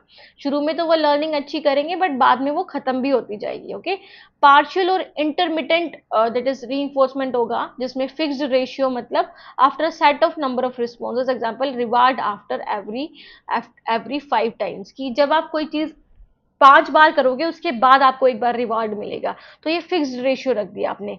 वेरिएबल रेशियो क्या हो गई? After a random number of responses, कि आपने ऐसा नहीं कि 5 या 6 बार ही में करना है, आप किसी भी एक रिस्पॉन्सेज पे उसको आप क्या कर सकते हो? रिवॉर्ड दे सकते हो। जैसे गैम्बलिंग में ये यूज होता है, कि जरूरी नहीं है कि आपको हर 5वें नंबर पे आपको कोई प्राइज मिलेगा, कभी भी मिल सकता है। फिर है फिक्स्ड इंटरवल। फिक्स्ड इंटरवल क्या है? आफ्टर अ फिक्स्ड टाइम, कि एक फिक्स्ड टाइम के बाद, ओके, एक फिक्स्ड टाइम के बाद, जैसे एग्जांपल एवरी 10 मिनट्स, की हर 10 मिनट में आपको क्या मिलेगा? रिवार्ड मिलेगा, या फिर रीइंफोर्समेंट होगी। वेरिएबल इंटरवल क्या हो गया? आफ्टर रैंडम टाइम इंटरवल, की कोई ऐसा टाइम नहीं है कि 10 मिनट्स, आपको 15 मिनट बाद भी मिल सकता है या 1 मिनट बाद भी आपको रिवॉर्ड मिल सकता है। ओके, सो ये है इसके सुदृढ़ीकरण की अनुसूचियां। Next is the educational implications. क्या है इसकी? यूज ऑफ रिवार्ड्स, प्रेज और grades to increase desired classroom behaviour, कि आप रिवार्ड का यूज करते हो क्लासरूम में, है ना।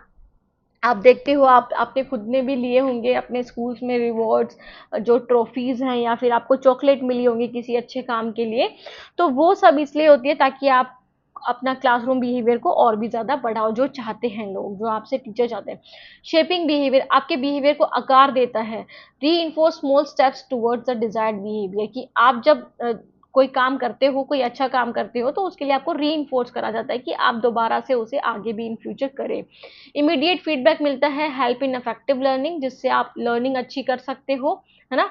और पनिशमेंट को अवॉइड करता है as it can lead to fear और अवॉइडेंस रादर देन लर्निंग, कि अगर आप ज़्यादा पनिशमेंट दोगे, मतलब ऐसी जिससे मार फिजिकल पनिशमेंट आप बोल सकते हो, या फिर गाली गलौज करोगे, तो जिससे बच्चे डरेंगे, और वो उसका मतलब ये नहीं है कि वो उसमें सीखेंगे या पढ़ेंगे, वो सिर्फ उससे डरेंगे, उनके अंदर फोबिया बन जाएगा, है ना, डर बन जाएगा, और या फिर वो उसको उस चीज से बचेंगे। सो ये हिंदी में शैक्षिक निहितार्थ, कक्षा में वांछित व्यवहार को बढ़ाने के लिए पुरस्कारों या का उपयोग, व्यवहार को आकार देना, तत्काल प्रतिक्रिया प्रभावी शिक्षण में मदद करती है, दंड देने से बचें क्योंकि इससे सीखने की बजाय डर या टाल मटोल की भावना पैदा हो सकती है, मतलब वो उसे इग्नोर करेंगे, अवॉइड करेंगे। ओके, फिर हम आ जाते हैं नेक्स्ट थ्योरी पे, that is insight theory, that is gestalt theory. देखो, इसके बाद मैं आपसे उम्मीद रखती हूँ कि आपको ऑपरेंट कंडीशनिंग और क्लासिकल कंडीशनिंग के बीच में डिफरेंस पता चल गया होगा। Operand conditioner BF. स्किनर ने दी थी, क्लासिकल कंडीशनिंग किसने दी थी? इवान पावलोव ने। ये स्टिमुलस और रिस्पॉन्स पे बेस्ड थी, और अगर हम ऑपरेंट कंडीशनिंग की बात करें तो ये किस पे बेस्ड थी? रिवार्ड एंड पनिशमेंट पे बेस्ड थी, रिवार्ड एंड पनिशमेंट। तो अब हम बात करते हैं स्टूडेंट इनसाइट थ्योरी की, दैट इज गिवन बाय, आप बोल सकते हो गेस्टाल्ट थ्योरी भी बोल सकते हैं इसे। ओके, तो ये insight theory of learning was proposed by Wolfgang Kohler, a German psychologist and one of the founder of Gestalt school of psychology. तो ये जो इनसाइट थ्योरी थी वो सिर्फ एक इंसान ने नहीं दी थी, एक ही इंसान ने नहीं, बल्कि 3 स्कॉलर्स ने मिलकर के, जस्ट अ मिनट, 4 स्कॉलर्स ने मिलकर के दी थी, that is Max Wertheimer, Wolfgang Kohler, Kurt Koffka और कर्ट लेविन। ओके, इन चारों ने मिलकर के दी थी। जो फाउंडर ऑफ गेस्टाल्ट साइकोलॉजी है वो किसे माना जाता है? मैक्स वर्दिमिर को। Studies perception, Wolfgang Kohler insight learning experiment with chimpanzees, Kurt Koffka applied Gestalt to development and learning, उन्होंने अप्लाई करा था इसे, और कर्ट लेविन ने applied Gestalt to social psychology and motivation पे। ठीक है, सो ये है। अब यहाँ पे आप बोलोगे कि यहाँ पे तो आप वुल्फगैंग कोहलर को बोल रहे हो यहाँ, और वहाँ पे मैक्स वर्दिमिर को, तो इधर लिखा है one of the founder of gestalt, की मतलब एक 4 में से एक फाउंडर था। ओके, ये गेस्टाल्ट थ्योरी का। सो this theory falls under cognitive learning theories, की जो हम कॉग्निटिव लर्निंग थ्योरीज पढ़ते हैं, जिसमें हम बात करते हैं पियाजे की बात करते हैं, और आप बोल सकते हो ब्रूनर की बात करते हैं। सो उसके अंडर ही फॉल करती है ये, emphasising understanding, perception and problem solving rather than trial and error conditioning. तो ये यहाँ पे ट्रायल एंड एरर या फिर कंडीशनिंग पे बेस्ड नहीं है, ये बेस्ड है कि आप कितने समझ पाते हो कितने चीज़ों को, आपकी परसेप्शन, आपकी प्रॉब्लम सॉल्विंग स्किल्स पे, ना कि आप ये करके सीखो कि आपको रिवॉर्ड पनिशमेंट से लर्निंग आएगी या फिर आपको कंडीशनिंग से लर्निंग आएगी, इस पे बेस्ड नहीं है, ये कॉग्निटिव लर्निंग थ्योरी के अंदर आती है। ओके, तो यहाँ पे लिखा है हिंदी में, यह सिद्धांत संज्ञानात्मक अधिगम सिद्धांतों के अंतर्गत आता है, जो परीक्षण और त्रुटि का या कंडीशनिंग के बजाय समझ, धारणा और समस्या समाधान पर जोर देता है। कौन सा? Gestalt theory, that is insight learning. So ये हमने देख लिया था। उसके बाद हम आ जाते हैं, आपसे क्वेश्चन पूछा जा सकता है कि which of the following is not related to gestalt theory, तो उसमें से 3 का नाम आ जाएगा, एक का किसी और का नाम आ जाएगा, तो आप या फिर दैट इज आप बोल सकते हो कि या तो आपसे पूछा जाएगा विच of the following is note the, आप बोल सकते हो मेंबर या फिर developer of this gestalt theory, तो आप जो नहीं है उसका नाम लिख दोगे, जो है वो यहाँ पे लिखे ही हुए हैं। ओके, सो उसके बाद हम आ जाते हैं इनसाइट क्या होता है। Before learning the insight theory we have to understand the meaning of insight. So insight is a sudden realisation और जब आपको कोई चीज एकदम से याद आती है, अचानक से याद आती है ना, उस टाइम ओ मतलब आपका जो दिमाग होता है या फिर आपकी जो एक्सप्रेशन होता है वो अलग ही होते हैं। Moment when a person sees a relationship between different parts of a problem and finds a solution, है ना, कि मतलब वो चीजों को देख रहा होता है, चीजों को समझ रहा होता है कि कौन सा सॉल्यूशन होगा कौन सा नहीं होगा, और एकदम से उसे एक आइडिया आता है, ओ आई हैव एन आइडिया, है ना। तो वो जो सडन रियलाइजेशन तो होता है वही इंसाइट होता है। It is a quick holistic understanding of a problem, not gradual और स्टेप बाय स्टेप, कि आप इसमें मतलब धीमे धीमे आपकी जो प्रॉब्लम सॉल्विंग है वो नहीं होती है, ये एकदम से आती है आपके दिमाग में, ना स्टेप बाय स्टेप आप एकदम से क्विक सॉल्यूशन देते हो इस चीज का। ओके, इनसाइट में सो अंतर्दृष्टि जिसे बोलते हैं हिंदी में, यह किसी समस्या की त्वरित समग्र समझ है, क्रमिक या चरण दर चरण नहीं। Okay. So next is the gestalt psychology का कोर आइडिया क्या है, मतलब जो मेन आइडिया है वो क्या है। तो गेस्टाल्ट का मतलब क्या होता है, गेस्टाल्ट एक जर्मन वर्ड है अगर हम बात करें तो, जिसका मतलब होता है होल और configuration. Okay. So gestalt psychology believes that, gestalt psychology believe रखता है, मतलब ये मानता है कि whole is greater than the sum of its part, कि होल ज्यादा बड़ा है ना कि उसके पार्ट्स, है ना। पार्ट्स क्या है, छोटे हैं, बट अगर हम होल की बात करें, पूरे की बात करें तो वो बड़ा है। Okay. So human perceive things as organised patterns और wholes, not as isolated bits, कि आप जो चीजें सुनते हो समझते हो वो छोटे छोटे, एक तो छोटे छोटे पार्ट में पढ़ोगे, वो इफेक्टिव नहीं है, बल्कि आप उसका होल, मतलब आप उसका पूरा चीजें पढ़ो, है ना, बिल्कुल कंप्लीट चीजें पढ़ो, तो वो ज्यादा अच्छे से आपको समझ में आएंगी। ओके। सो ये जर्मन में संपूर्ण या विन्यास बोलते हैं इसे। गेस्टाल्ट मनोविज्ञान का मानना है कि संपूर्ण वस्तु अपने भागों के योग से बड़ी होती है और मनुष्य वस्तुओं को संगठित पैटर्न या समग्रता के रूप में देखता है, पृथक टुकड़ों के रूप में नहीं। ओके। सो गेस्टाल्ट साइकोलॉजी का कोर आइडिया किस पे था, तो कोलर का एक्सपेरिमेंट था किस पे, चिंपैंजी, जिसका नाम रखा था सुल्तान। ओके। ये पूछा जा सकता है कि चिंपैंजी का क्या नाम था, तो सुल्तान नाम किसका, चिंपैंजी का, जिसपे कोलर ने एक्सपेरिमेंट किया था। So Kohler place a chimpanzee name Sultan in a cage with bananas, कि उन्होंने एक पिंजरे में चिंपैंजी को रख दिया था जिसका नाम सुल्तान था, जिसमें बनानास रखे थे आउटसाइड द केज। ठीक है, जैसे ये एक केज है, यहाँ पे चिंपैंजी है और उसके यहाँ पे बनानास रखे हैं। ओके। तो उसको कैसे लेना है उस चीज को, so inside the cage were two hollow sticks, की दो स्टिक्स थी, one could fit into other, कि एक एक जो स्टिक है वो दूसरे में फिट हो सकती थी। तो initially Sultan trying to get the bananas by using one stick, कि पहले तो सुल्तान ने क्या करा, एक स्टिक से ही बनाना लेने की कोशिश करी, बट वो असफल रहा। बट कुछ एकदम से उसके माइंड में आइडिया, या फिर एकदम से उससे क्या हो गया, वो दोनों स्टिक जुड़ गई। He suddenly join the sticks to make a longer tool, कि इसका मतलब ये है कि एक चीज जो है, जो पार्ट है, वो आपको पूरा नहीं कंप्लीट कर सकती, बल्कि आप उसको कंप्लीट कर लोगे, होल पढ़ोगे, तो वो आपकी इनसाइट लर्निंग है। Okay. Successfully pulled the banana, जब उसने दोनों स्टिक को जोड़ लिया तो वो आसानी से वो केले ले सकता था और उसने खा सकता था। So this sudden solution was termed as insight, तो इसी सडन सोल्यूशन को एकदम से उसके उससे हुआ, वो चीज हो गई उससे, है ना, वो स्टिक जुड़ गई, तो वही होता है इनसाइट। ओके। सो कोलर का प्रयोग चिंपैंजी सुल्तान पर था। कोलर ने सुल्तान नामक एक चिंपैंजी को पिंजरे में रखा और पिंजरे के बाहर केले रखे जो उसकी पहुंच से बाहर थे। पिंजरे के अंदर दो खोखली छड़ियां थी जिनमें से एक दूसरी में फिट हो सकती थी। शुरू में सुल्तान ने एक छड़ी का उपयोग करके केले को निकालने की कोशिश की, लेकिन वह असफल रहा। तो पढ़ लेना स्टूडेंट, इसे स्टोरी बेस्ड है ये। Okay. So after that is characteristics क्या है इस इनसाइट लर्निंग की, तो सबसे पहले तो सडननेस होती है, मतलब अचानक से होता है कुछ ना कुछ चीज, solution comes all at once, कि एकदम से ही आता है आपके माइंड में सॉल्यूशन, ऐसा नहीं कि धीरे धीरे करके, कि आप अभी कुछ सोच रहे हो तो आपको लगता है कि वो अभी हो जाएगा, वो एकदम से आपके माइंड में आता है ना। Understanding relationship, the learner perceive the whole problem structure, की लर्नर जो है अपने माइंड में पूरी प्रॉब्लम को, पूरे प्रॉब्लम के स्ट्रक्चर को परसीव कर लेता, समझने लग जाता है ना।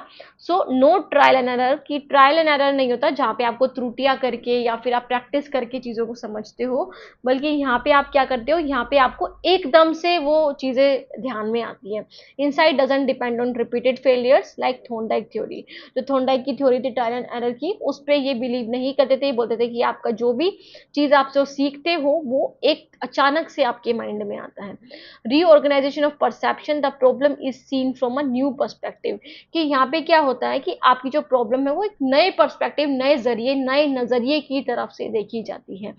ट्रांसफर ऑफ लर्निंग कैसे होता है, insightful learning is easily remembered and transfer to new problems, कि जो आपके मन में जो इंसाइटफुल लर्निंग, अंतर्दृष्टि की जो लर्निंग होती है आपके अंदर, वो आप आसानी से रिमेंबर रख सकते हो, मतलब याद रख सकते हो उसे, क्योंकि वो अचानक से होती है और वो हमेशा नहीं होती है ना। और वो आप ट्रांसफर कर सकते हो नई प्रॉब्लम को सीखने के लिए, कि कोई और नई प्रॉब्लम आ रही है तो आप उसे यूज कर सकते हो। ओके। तो ये है अचानक से होती है, संबंधों को समझना इसमें होता है, कोई परीक्षण या त्रुटि नहीं, धारणा का पुनर्गठन और सीख का स्थानांतरण। ओके। सो स्टेजेस क्या है इंसाइट लर्निंग की, अगर हम बात करें, आपके क्वेश्चन में पूछी जा सकती है कि स्टेजेस ऑफ इनसाइट लर्निंग आपको करेक्ट ऑर्डर में लगानी है, तो सबसे पहले आप क्या करते हो, प्रिपरेशन करते हो। प्रिपरेशन मतलब जो learner become familiar with the problem, पहले तो लर्नर को ये देखना होता है कि प्रॉब्लम है क्या, जो अधिगम करता है, जो सीख रहा है, उसको ये पता होना चाहिए कि प्रॉब्लम क्या है। फिर इंक्यूबेशन, इंक्यूबेशन मतलब learner mentally process the problem often subconsciously, कि वो अपने दिमाग में उस प्रॉब्लम को चलाता है कि क्या उसका सॉल्यूशन हो सकता है, क्या हो सकता है, तो वो सबकॉन्शियसली उसको मतलब थोड़ा दिमाग में रखता है, थोड़ा नहीं रखता है, बहुत मतलब ऐसा नहीं कि वो उसको बिल्कुल ही दिमाग में रख के फिर सोचता है, तो सबकॉन्शियसली उस चीज को अपने माइंड में उसे सोचता है।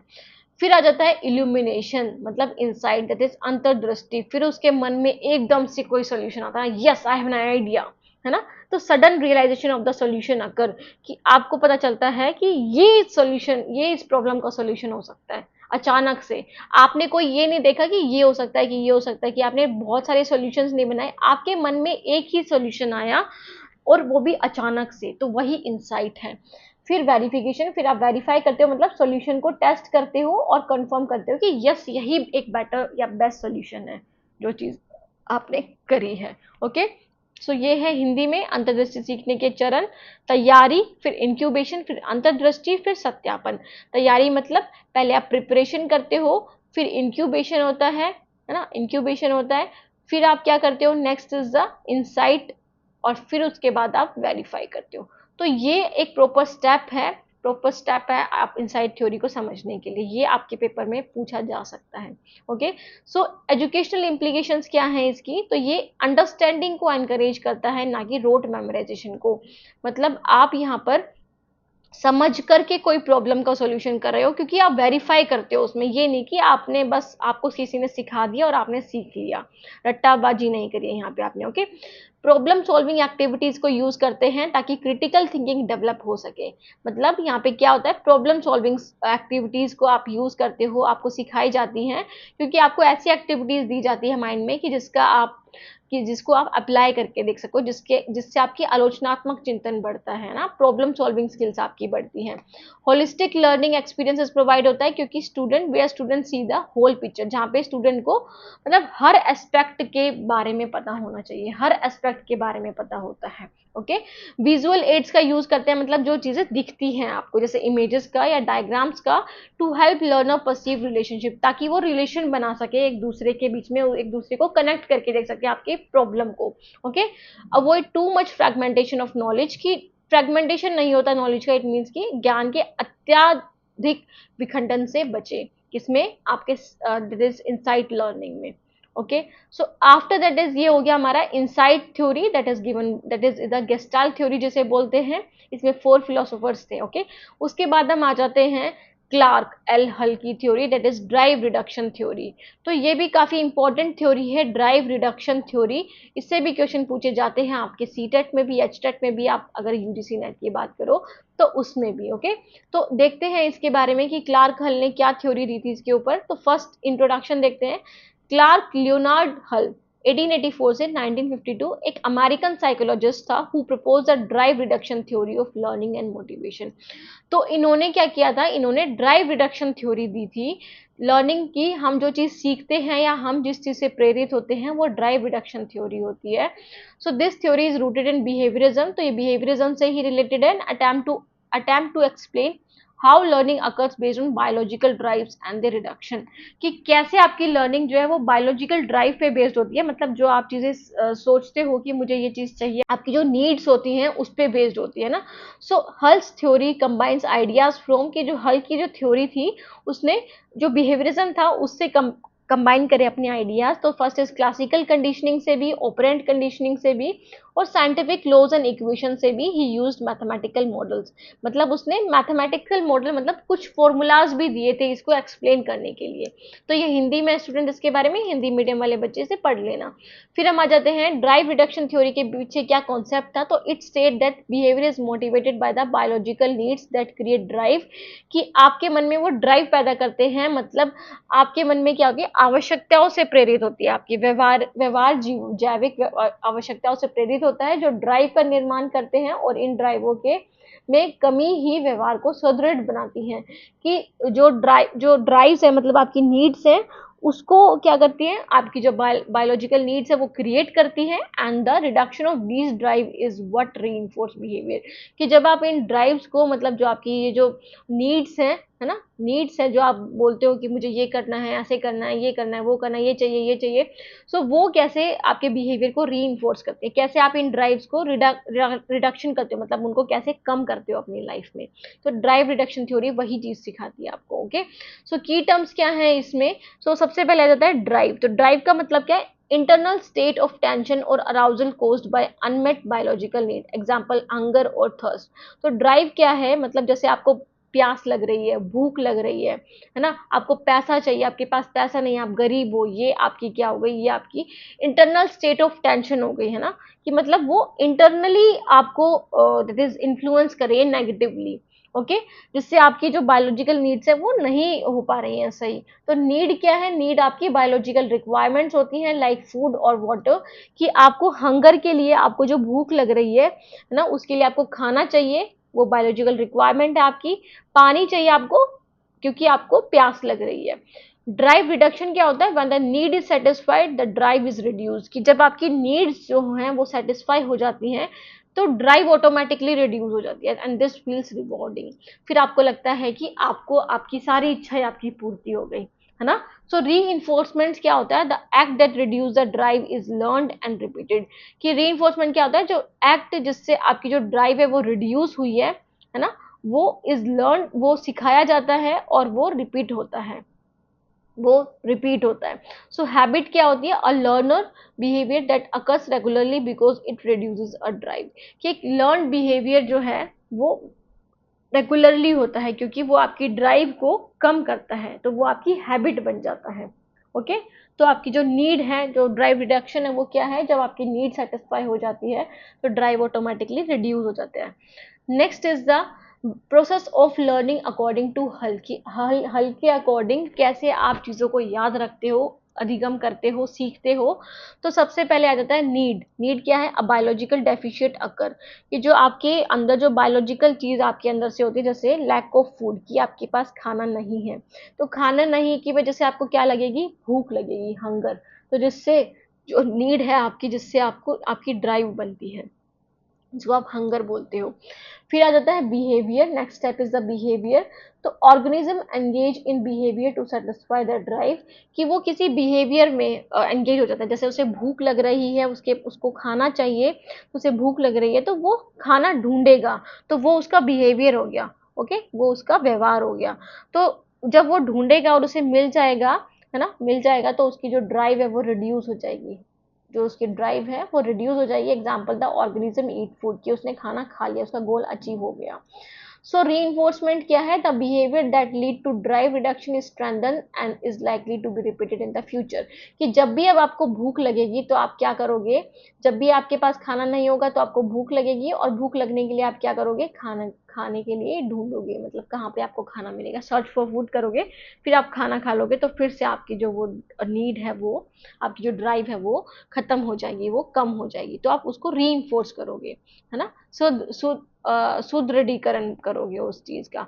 तो इसका स्टेप है ये, पहले आप क्या करते हो, पहले आप नीड को यूज करते हो, ये फर्स्ट स्टेप है स्टूडेंट्स। फिर आप क्या करते हो, ड्राइव करते हो। फिर ड्राइव होती है, नीड क्या होती है, जो आपकी बायोलॉजिकल नीड होती है, जैसे कि आपको भूख लग रही है, तो ये आपके पास खाना नहीं है, आपके पास पानी नहीं है, आपके पास कपड़े नहीं है। ड्राइव क्या हो गई, जिसकी वजह से आपको वो चीज उत्पन्न हो रही है, मतलब जो आपकी नीड है उसकी वजह से आपको कोई प्रॉब्लम हो रही है, जैसे आपके पास खाना नहीं है तो मतलब आपको भूख लग रही है, हंगर। ठीक है, तो इंटरनल स्टेट जो है आपकी। फिर आ जाता है बिहेवियर, कि आप बिहेवियर करोगे, मतलब आप क्या करोगे, आप सर्च करोगे फूड के लिए, सर्च फॉर फूड, खाने के लिए ढूंढोगे। बिहेवियर के बाद आप क्या करोगे, बिहेवियर के बाद आप गोल अचीवमेंट, कि आपको गोल अचीव होगा, जब आप ढूंढोगे खाना तो आपको गोल अचीव हो जाएगा, मतलब आप खाना खा लोगे।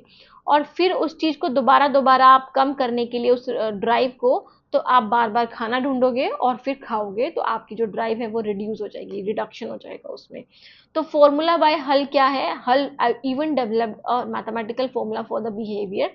तो उन्होंने मैथमेटिकल फॉर्मूला ढूंढा, जिसका क्या है, S E R is equal to S H R divided by times D. So S C R क्या है, excitatory potential means likelihood of a response, की आपको लगता है कि ये चीज़ हो सकती है। एसएचआर क्या है? Habit strength, that is past learning, कि आपने जो पास्ट से वो चीज़ें सीखी हुई हैं, ओके, आपकी पहले से ही जो आदत बनी हुई है। D is the drive, that is motivation level, कि आपको क्या दिक्कत आ रही है, आपकी जो नीड्स हैं उसकी वजह से आपको क्या प्रॉब्लम आ रही है, वो ड्राइव हो गया। और मीनिंग क्या है इसका? The stronger the habit and the drive, कि जितनी आपकी हैबिट ज़्यादा अच्छी होगी, मतलब आपकी हैबिट मजबूत होगी किसी चीज़ को करने के लिए, और आपकी ड्राइव होगी, the more likely the behaviour will occur, है ना। मतलब जितनी ज़्यादा आपको भूख लगेगी उतनी ज़्यादा चांसेस होंगे कि आप बिहेवियर करोगे, ओके, आपका बिहेवियर होगा, मतलब आप खाने के लिए ढूंढोगे।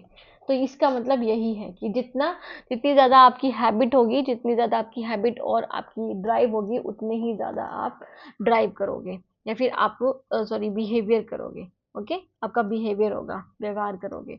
सो ये हिंदी में इसके बारे में हल द्वारा सूत्र, तो इन्होंने ये सूत्र दिया था, जो हिंदी मीडियम बच्चे हैं वो उसे पढ़ सकते हैं।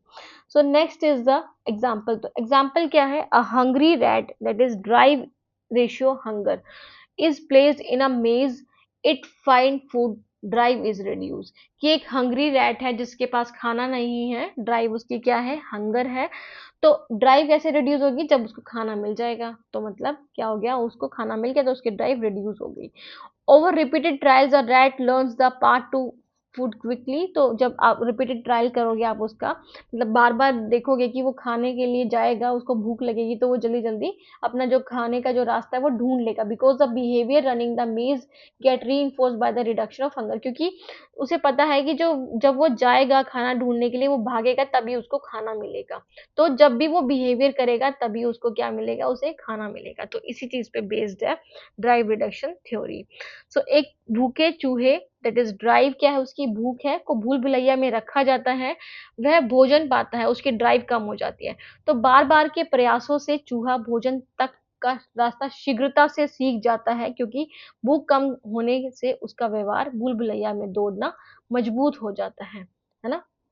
सो next is the educational implications क्या है इसकी? So motivation is key to learning, teacher should identify and use student need curiosity achievement reward. तो मोटिवेशन क्या है? मोटिवेशन एक की है, मतलब एक इंपॉर्टेंट रोल प्ले करती है लर्निंग में, सीखने में। तो टीचर को क्या करना चाहिए? बच्चों की जो भी नीड्स है उसको आइडेंटिफाई करना चाहिए, मतलब उनको क्यूरियोसिटी क्या है, उनके अचीवमेंट्स रिवार्ड्स को उनको यूज करना चाहिए, ओके। री स्ट्रेंथन बिहेवियर, की सुदृढ़ीकरण जो है वो बिहेवियर को री करता है, मतलब बिहेवियर को बढ़ाता है, स्ट्रेंथन करता है। So good behaviour should be rewarded, कि अगर कोई बच्चा सही कर रहा है, अच्छा काम कर रहा है, तो उसे रिवार्ड करना है। Repetition and habit formation are important in learning, कि जब आप रिपीटेशन करोगे किसी एक्टिविटीज का या फिर हैबिट बनाओगे आप, तो उससे लर्निंग और भी ज्यादा बढ़ेगी और मजबूत होगी। Learning is more effective when biological and psychological needs are considered, कि लर्निंग और भी ज़्यादा इफेक्टिव होगी जब आप उनकी बायोलॉजिकल नीड्स, मतलब जैविक जो नीड्स हैं, और साइकोलॉजिकल नीड्स को आप ध्यान में रखोगे, तभी जो अधिगम है वो अच्छा होगा, सीखने की प्रक्रिया अच्छी होगी। सो ये है हिंदी में शैक्षिक निहितार्थ इसका। सीखने के लिए प्रेरणा महत्वपूर्ण है, सुदृढ़ीकरण व्यवहार को मजबूत करता है, इसलिए अच्छे व्यवहार को किया जाना चाहिए। सीखने में पुनरावृत्ति और आदत निर्माण महत्वपूर्ण है। जब जैविक और मनोवैज्ञानिक आवश्यकताओं पर विचार किया जाता है तो सीखना अधिक प्रभावी होता है। सो next is the criticism of drive reduction theory, की क्यों इसका क्रिटिसाइज किया था, क्यों इसकी आलोचना हुई थी? Over emphasis on biological drive, मतलब बायोलॉजिकल ड्राइव्स पे ज्यादा फोकस करा था यहाँ पे, और चीजों को ध्यान में नहीं रखा गया था। Does not fully explain behaviour driven by curiosity और एम्बिशन, की जो क्यूरियोसिटी से आती है या फिर जो उनका एम होता है उसके अकॉर्डिंग जो उनकी ड्राइव होती है, मतलब जो चीजें उनकी करने की इच्छा होती है, जैसे reading a book for fun, तो इन सब चीजों को नकारा था, बस बायोलॉजिकल चीजों को ज्यादा लिया था, okay. Fails to explain learning without re, तो उन्होंने री के बिना लर्निंग को बिल्कुल नेग्लेक्ट कर दिया था। ये बोला था कि री के बिना लर्निंग नहीं हो सकती, जैसे कि लाइक ऑब्जर्वेशनल लर्निंग, कि बच्चे ऑब्जर्व करके भी सीखते हैं, इस चीज पे इन्होंने फोकस नहीं किया था। टू मैकेनिस्ट, तो मैकेनिस्ट बहुत ज्यादा थी, मतलब फॉर्मूला पे बेस्ड थी, humans are not machines, driven only by internal tension, की उनकी जो भी नीड्स हैं या फिर ड्राइव्स हैं वो इंटरनल टेंशन की वजह से, मतलब आंतरिक चीजों की वजह से नहीं, बाहरी जो एनवायरमेंट है वो भी बहुत ज्यादा इन्फ्लुएंस करता है, ओके। सो ये है इसके क्रिटिसिज्म, आलोचना है। हिंदी में इसे पढ़ लेना स्टूडेंट, हिंदी मीडियम वाले बच्चे। नेक्स्ट हम आ जाते हैं एडवर्ड टोलमैन की theory, that is sign learning theory पे। तो एडवर्ड टोलमैन की क्या थ्योरी थी, इसके बारे में पढ़ते हैं स्टूडेंट। जस्ट अ मिनट, मैं पेन चेंज कर लूं। सो स्टूडेंट, एडवर्ड टोलमैन की थ्योरी क्या थी? तो Edward Tolman, that is Edward Charles Chace Tolman जिसे बोल सकते हो आप, या चार्ल्स जो भी बोलना चाहो, 1886 से 1959 was an American psychologist who developed the sign learning theory, also known as purposive behaviorism approach। तो एडवर्ड टोलमैन की थ्योरी, मतलब एडवर्ड टोलमैन कौन थे? एक अमेरिकन साइकोलॉजिस्ट थे जिन्होंने साइन लर्निंग थ्योरी दी थी, जिसको हम पर्पसिव बिहेवियरिज्म अप्रोच भी बोलते हैं। So unlike behaviourist like Skinner and Thorndike, Skinner और थोंडाइक के जैसे नहीं था इनका। Tolman believe that learning is a cognitive process, not just a mechanical response to stimuli, कि जो आपका जो लर्निंग है वो एक कॉग्निटिव प्रोसेस है, वो सिर्फ एक स्टिमुलाई की वजह से नहीं होती है, मतलब उत्तेजना की वजह से नहीं होती है। आपका जो दिमाग है वो भी काम करता है, उसकी वजह से भी लर्निंग होती है। So he introduce the idea that organism including humans learn by forming mental maps, that is cognitive maps, कि जो बच्चे हैं या फिर जो इंसान हैं वो कैसे सीखते हैं? कॉग्निटिव मैप्स के जरिए, मतलब जो उनके दिमाग में जो रास्ते बनते हैं, या फिर आप बोल सकते हो जो उनके दिमाग में सॉल्यूशंस बनते हैं, उससे वो सीखते हैं of their environment, and they use signs and cues to reach goals. और वो फिर उन साइंस का, मतलब जो उनके दिमाग में चीज़ें बनती हैं, डेवलप होती हैं, उसमें उनको जो साइन मिलते हैं, क्यूज मिलते हैं उसके, है ना, उसको यूज करते हैं गोल्स तक पहुंचने के लिए। तो ये हिंदी में इसके बारे में परिचय किसका? That is Edward Chace Tolman की थ्योरी का, that is sign learning theory जिसे बोलते हैं। सो स्किनर और थोंडाइक जैसे व्यवहारवादियों के विपरीत टोलमैन का मानना था कि सीखना एक संज्ञानात्मक प्रक्रिया है, ना कि केवल उत्तेजना उसके प्रति यांत्रिक प्रतिक्रिया। ओके, सो बेसिक कॉन्सेप्ट क्या है? Sign learning theory states that learning involves forming association between stimuli and meaningful signs, कि जो आपकी लर्निंग है वो कैसे होती है? जब आप एसोसिएशन बनाते हो स्टिमुलाई में और मीनिंगफुल साइंस में, मतलब जो आपको उत्तेजना मिलती है उसमें, और जो साइंस आप उससे यूज करते हो, उस साइंस को यूज करते हो, है ना, allowing an organism to navigate towards a goal using internal knowledge, not just stimulus response, कि आपको जो चीजें दिख रही हैं बस उसी को ही नहीं, जो आपके मन में भी है, जो आपके माइंड में भी है, उनको भी आप सॉल्व कर सको, उससे भी आपकी लर्निंग हो सकती है ना। स्टिमुलस रिस्पॉन्स से ही नहीं, बल्कि आप क्यूज के जरिए, या फिर आप साइंस के जरिए भी, या फिर कॉग्निटिव मैप्स के जरिए भी आप दैट इज अपनी लर्निंग एनहेंस कर सकते हो। ओके, सो ये है। इसके बाद आ जाते हैं हिंदी में। तो संकेत अधिगम सिद्धांत कहता है कि अधिगम में उत्तेजना और सार्थक संकेतों के बीच संबंध बनाना शामिल है, जिससे जीव आंतरिक ज्ञान, न कि केवल उत्तेजना प्रक्रिया का उपयोग करके लक्ष्य की ओर अग्रसर होता है। की फीचर्स क्या है टोलमैन की थ्योरी के? तो ये कॉग्निटिव प्रोसेस है, जैसा कि इन्होंने पहले ही बता दिया है। यहाँ पे लर्निंग जो है गोल डायरेक्टेड होती है, कि आपका गोल होता है उस तक आपको पहुंचना होता है ना। जिस know just a series of reflexes, की आपको जो चीज सिखा दी, जो चीज रटवा दी, उस पे ही बेस नहीं है, आपका खुद का एक गोल होता है, उस पे आपको पहुंचना होता है थ्रू योर कॉग्निटिव डेवलपमेंट, या फिर कॉग्निटिव प्रोसेस के जरिए। आप साइंस का यूज करते हो, लर्नर पिक अप साइंस और cues in the environment and connect them to desired outcome.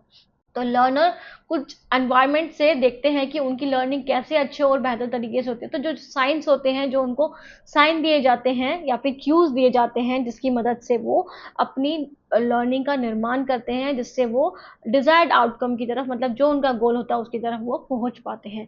Cognitive map बनाते हैं learners from a mental map of their surrounding, कि वो दिमाग में ही चीज़ों को देखते हैं, समझते हैं कि कैसे होगा, कैसे नहीं होगा कोई भी प्रॉब्लम का solution, which help them solve problems और फाइंड शॉर्टकट, जिसकी मदद से वो शॉर्टकट काम करने में ज़्यादा हेल्पफुल हो जाते हैं, या फिर शॉर्टकट काम ज़्यादा अच्छे से कर पाते हैं। मतलब उनके माइंड में ही, मतलब उनका माइंड का खेल होता है, आप ये बोल सकते हो। ओके, सो ये है टोलमैन के सिद्धांत की मुख्य विशेषताएं। फिर हम आ जाते हैं की फीचर्स ऑफ टोलमैन का। Latent learning. लेटेंट लर्निंग क्या होती है? Learning can occur without any immediate री, कि जब आप लर्निंग कर रहे हो किसी री के बिना, कि आपको कोई भी री नहीं दिया जा रहा, मतलब आपको रिवार्ड नहीं दिया जा रहा, आपको पनिशमेंट नहीं दी जा रही, and may become visible only when there is motivation, पर वो जब ही होगी तब आपको मोटिवेशन मिलेगा। जैसे आप यहाँ पे हनुमान जी की मदद से समझ सकते हो इस चीज़ को, कि पहले हनुमान जी को अपनी शक्ति का ज्ञात नहीं था, बट उनके अंदर शक्ति थी, है ना। तो शक्ति थी, उनको कोई रीइंफोर्समेंट नहीं दिया गया था, उनको कोई रिवार्ड या पनिशमेंट नहीं दी गई थी, बस उनकी जो लर्निंग थी, उनकी जो समझ थी, उसको उजागर करा गया था, है ना। उसको याद दिलवाया गया था कि आप भी शक्तिशाली हैं, आपके अंदर भी शक्तियां हैं, है ना। तो उनको मोटिवेशन की जरूरत थी, तो उसी मोटिवेशन को लेटेंट लर्निंग कहा जाता है। So place learning versus response learning. So Tolman show that animal learns where the goal is not just how to respond, है ना। तो टोलमैन ने दिखाया था कि एनिमल जो है वो कैसे याद करते हैं, animal learns where the goal is, कि वो ये समझते हैं कि गोल का है, मतलब क्या उनका, कहाँ उनका गोल है, मतलब खाना कहाँ है उनका, या फिर जो भी उनको चाहिए वो कहाँ है। Not just how to respond it, बस ये वो ये नहीं समझते कि उससे कैसे रिस्पॉन्ड करना है उनको, बल्कि ये भी समझते हैं, ये भी पता चलता है उन्हें कि उनका जो उन्हें चाहिए वो है कहाँ पे। ओके, सिर्फ ये नहीं कि उनको बस चाहिए, उस चीज को कैसे चाहिए इस पे नहीं डिपेंड करते हो। ओके, सो ये है टोलमैन के सिद्धांत की प्रमुख विशेषता है। अव्यक्त अधिगम बोला जाता है इसे। सो टोलमैन एक्सपेरिमेंट मेज लर्निंग विद रैट्स। तो इन्होंने रैट पर, चूहों पर एक्सपेरिमेंट करा था भूल भुलैया में। मेज मतलब भूल भुलैया। ओके, तो इन्होंने क्या किया था, रैट्स वर प्लेस इन अ मेज with food at the end, कि रैट्स को रख दिया था भूल भुलैया में, जहाँ पे एंड में क्या रखा हुआ था, फूड रखा हुआ था, खाना रखा हुआ था। सो ऑब्जर्वेशन क्या की गई, सम रैट्स एक्सप्लोर द मेज without getting food but later ran quickly to the food when it was placed, showing latent learning। मतलब कुछ रैट्स क्या थे, एक्सप्लोर करा था उन्होंने मेज को, मतलब वो देख रहे थे पर उनको खाना नहीं मिला था। बट कुछ ऐसे थे जो एकदम से मतलब तेजी से भागने लग गए जब फूड रख दिया गया, है ना। जिससे क्या दिखी, लेटेंट लर्निंग दिखी, मतलब फूड क्या बन गया उनके लिए, एक मोटिवेशन का दौर बन गया, मोटिवेशन का जरिया बन गया। तो जिसकी वजह से जैसे वो मोटिवेट हुए, वो एकदम से फूड की तरफ ही भागे, उन्होंने दूसरा रास्ता तो एक्सप्लोर ही नहीं करा। Okay, rats learn place learning location of food rather than just the path और मूवमेंट्स, कि उन्हें ये पता चल गया कि कहाँ पर उनका खाना रखा है, उन्हें पाथ का कोई मतलब नहीं था कि उनका कौन सा रास्ता है कौन सा नहीं है, उनको ये पता है कि उनका खाना उन्हें कहाँ मिलेगा। Okay, this proves that rat formed a cognitive map and used internal science to reach the goal, कि उनके जो आंतरिक मन में जो सोच आई थी उनके, उसी पे ही, उसी के बेस पे ही वो उधर चले गए, नहीं तो और भी तो रैट्स थे ना बाकी जो नहीं जा पाए थे। ओके, तो ये होती है आपकी साइन लर्निंग थ्योरी। उन्होंने साइन या फिर क्यूज बना लिए थे।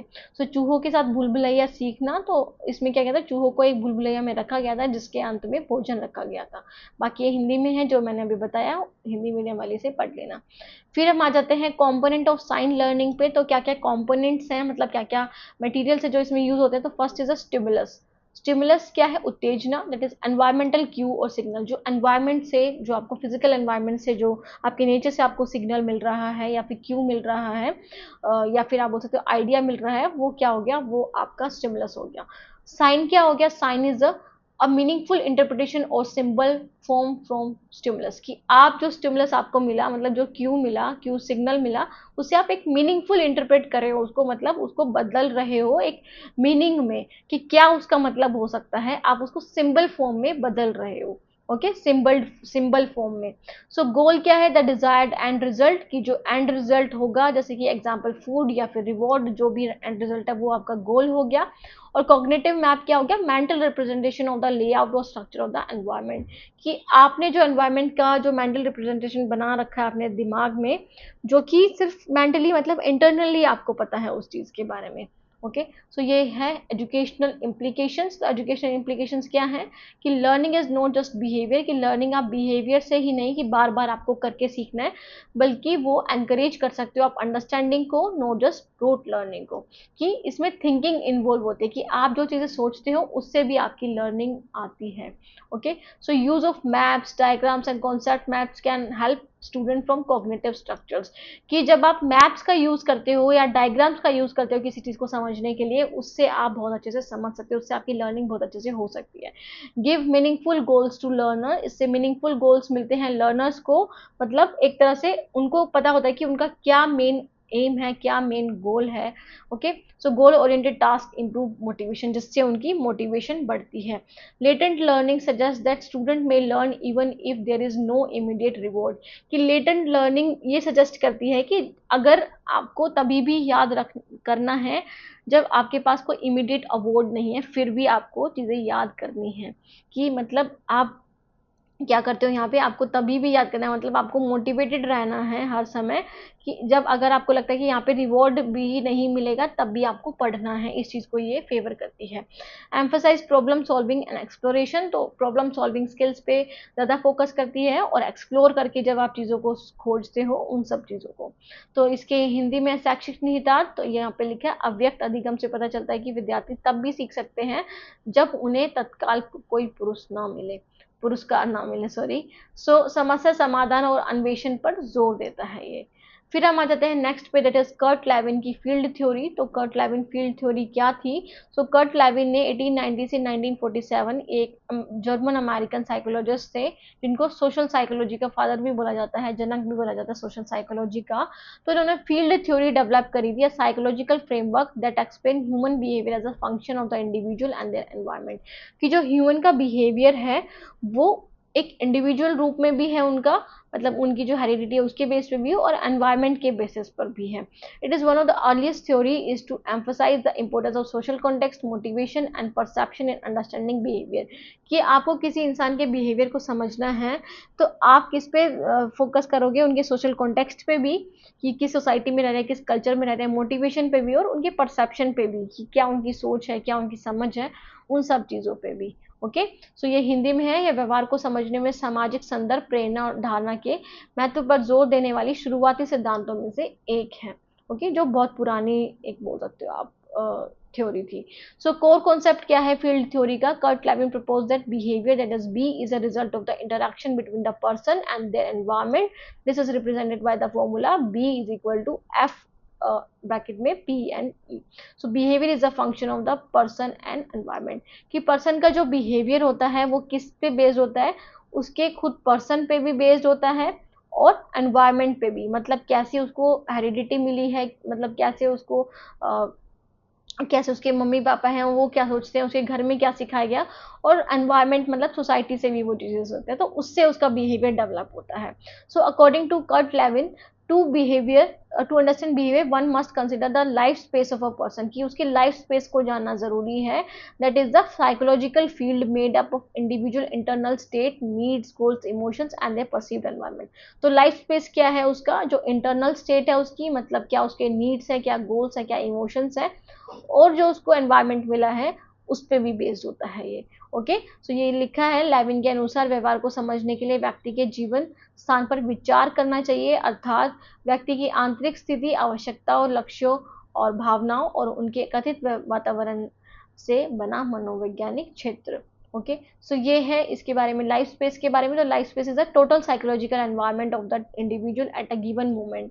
तो ये टोटल साइकोलॉजिकल एनवायरनमेंट होता है, मनोवैज्ञानिक एनवायरनमेंट होता है, जिसमें पर्सन की इंटरनल स्टेट भी आती है और एक्सटर्नल एनवायरनमेंट भी आता है, मतलब पर्सन का क्या बिहेवियर है, क्या उसकी डिजायर्स है, क्या उसकी इच्छाएं हैं, क्या उसकी नीड है, क्या वैल्यूज हैं, क्या उसके पास एक्सपीरियंसेस रहे हैं, तो वो भी होता है उसका बिहेवियर में। और एक्सटर्नल एनवायरनमेंट मतलब जो are perceive by individual, not necessary the objective reality, की जो ऑब्जेक्टिव रियलिटी वही नहीं जो एक इंडिविजुअल ने परसीव करा उसके एनवायरनमेंट से, उसके नेचर में जा करके।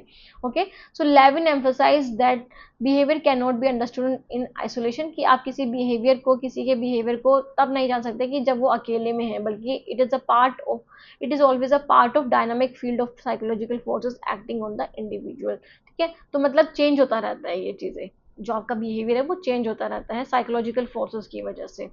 Okay, so next is the, ये हिंदी में है। लेविन ने इस बात पर जोर दिया है कि व्यवहार को अलग थलग करके नहीं समझा जा सकता, यह हमेशा व्यक्ति पर काम करने वाली मनोवैज्ञानिक शक्तियों के गतिशील क्षेत्र का हिस्सा होता है।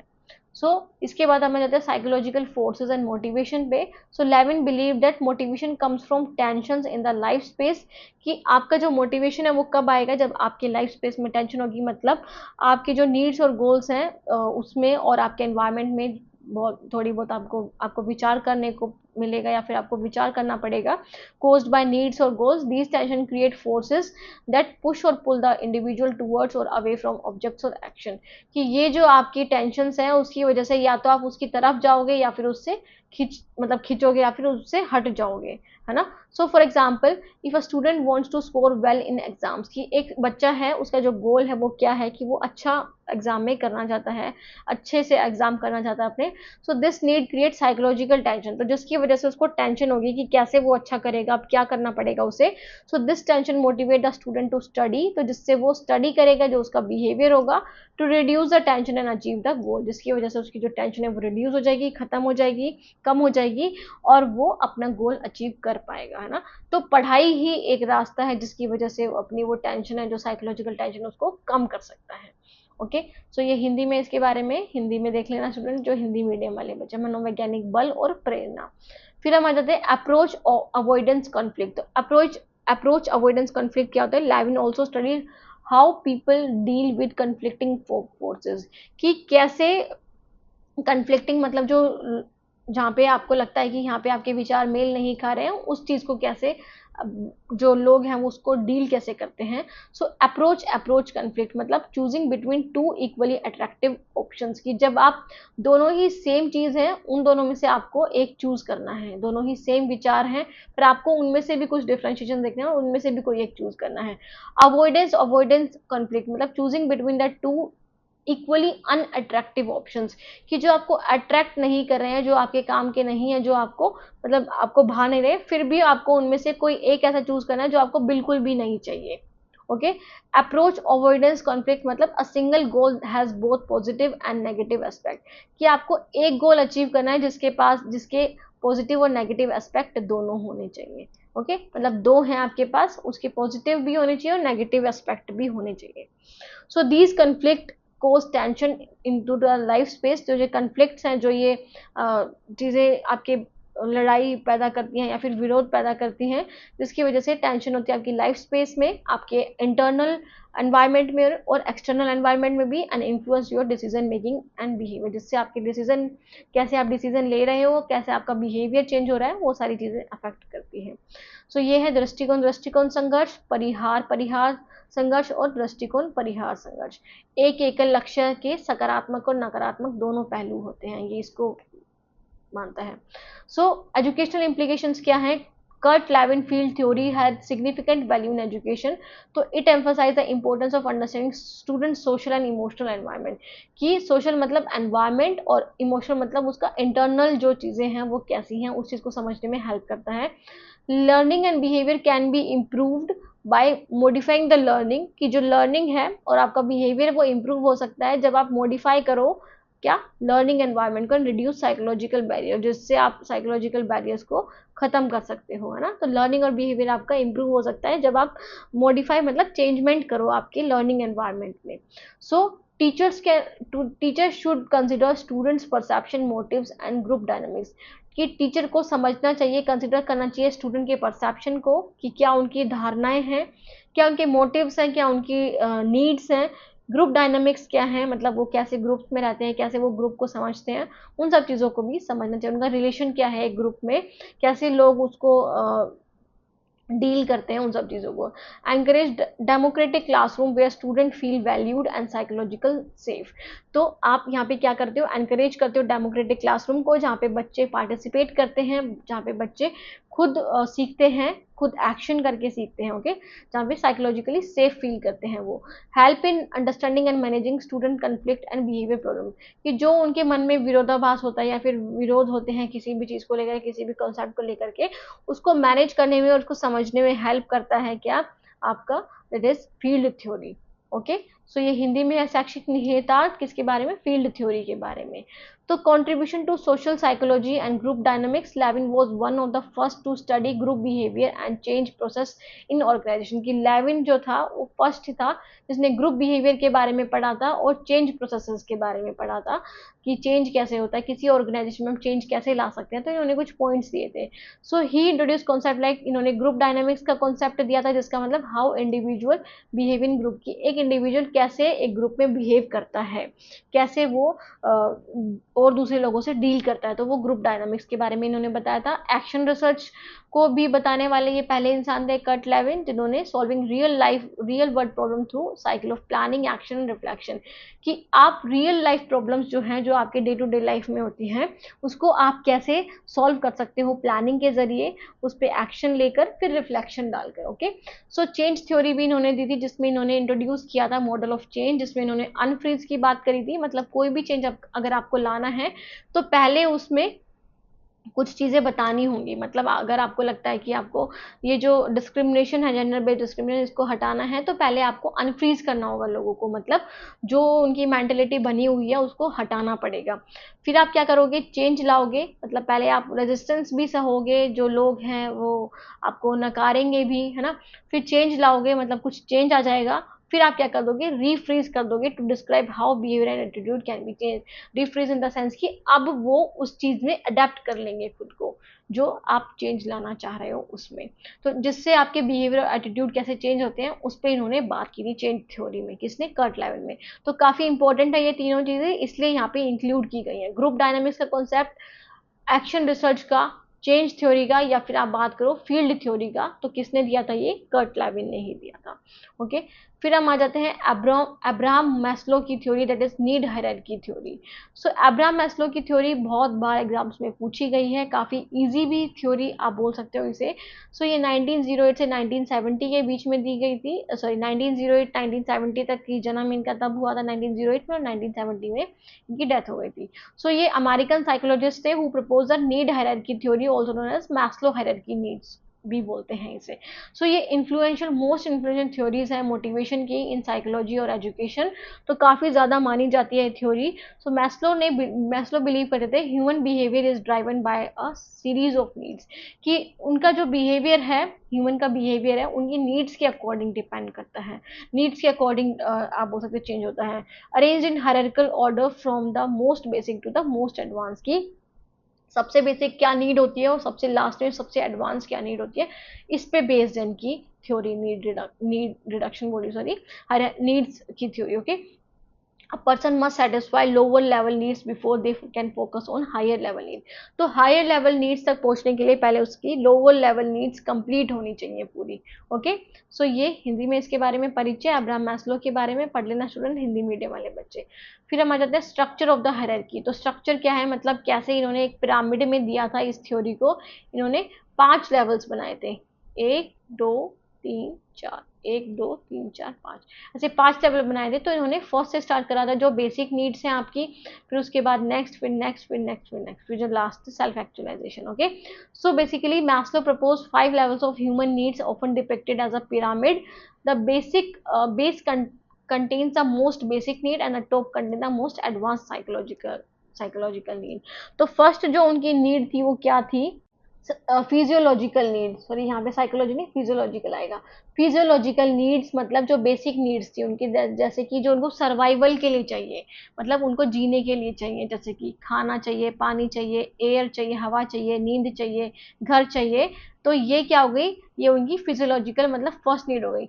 अगर ये नीड्स कंप्लीट नहीं हुई तो human body can not function properly, कि ह्यूमन की जो बॉडी है, मतलब आपका जो शरीर है, वो वर्क नहीं कर पाएगा। जैसे अगर आपके पास खाना नहीं होगा तो आप भूखे रहोगे, फिर आप बीमार रहोगे, पानी नहीं होगा तो आप जी ही नहीं पाओगे, आपके पास घर नहीं होगा तो आप अच्छे से रह ही नहीं पाओगे ना। तो ये आपकी बेसिक नीड्स हैं जो बताई गई थी।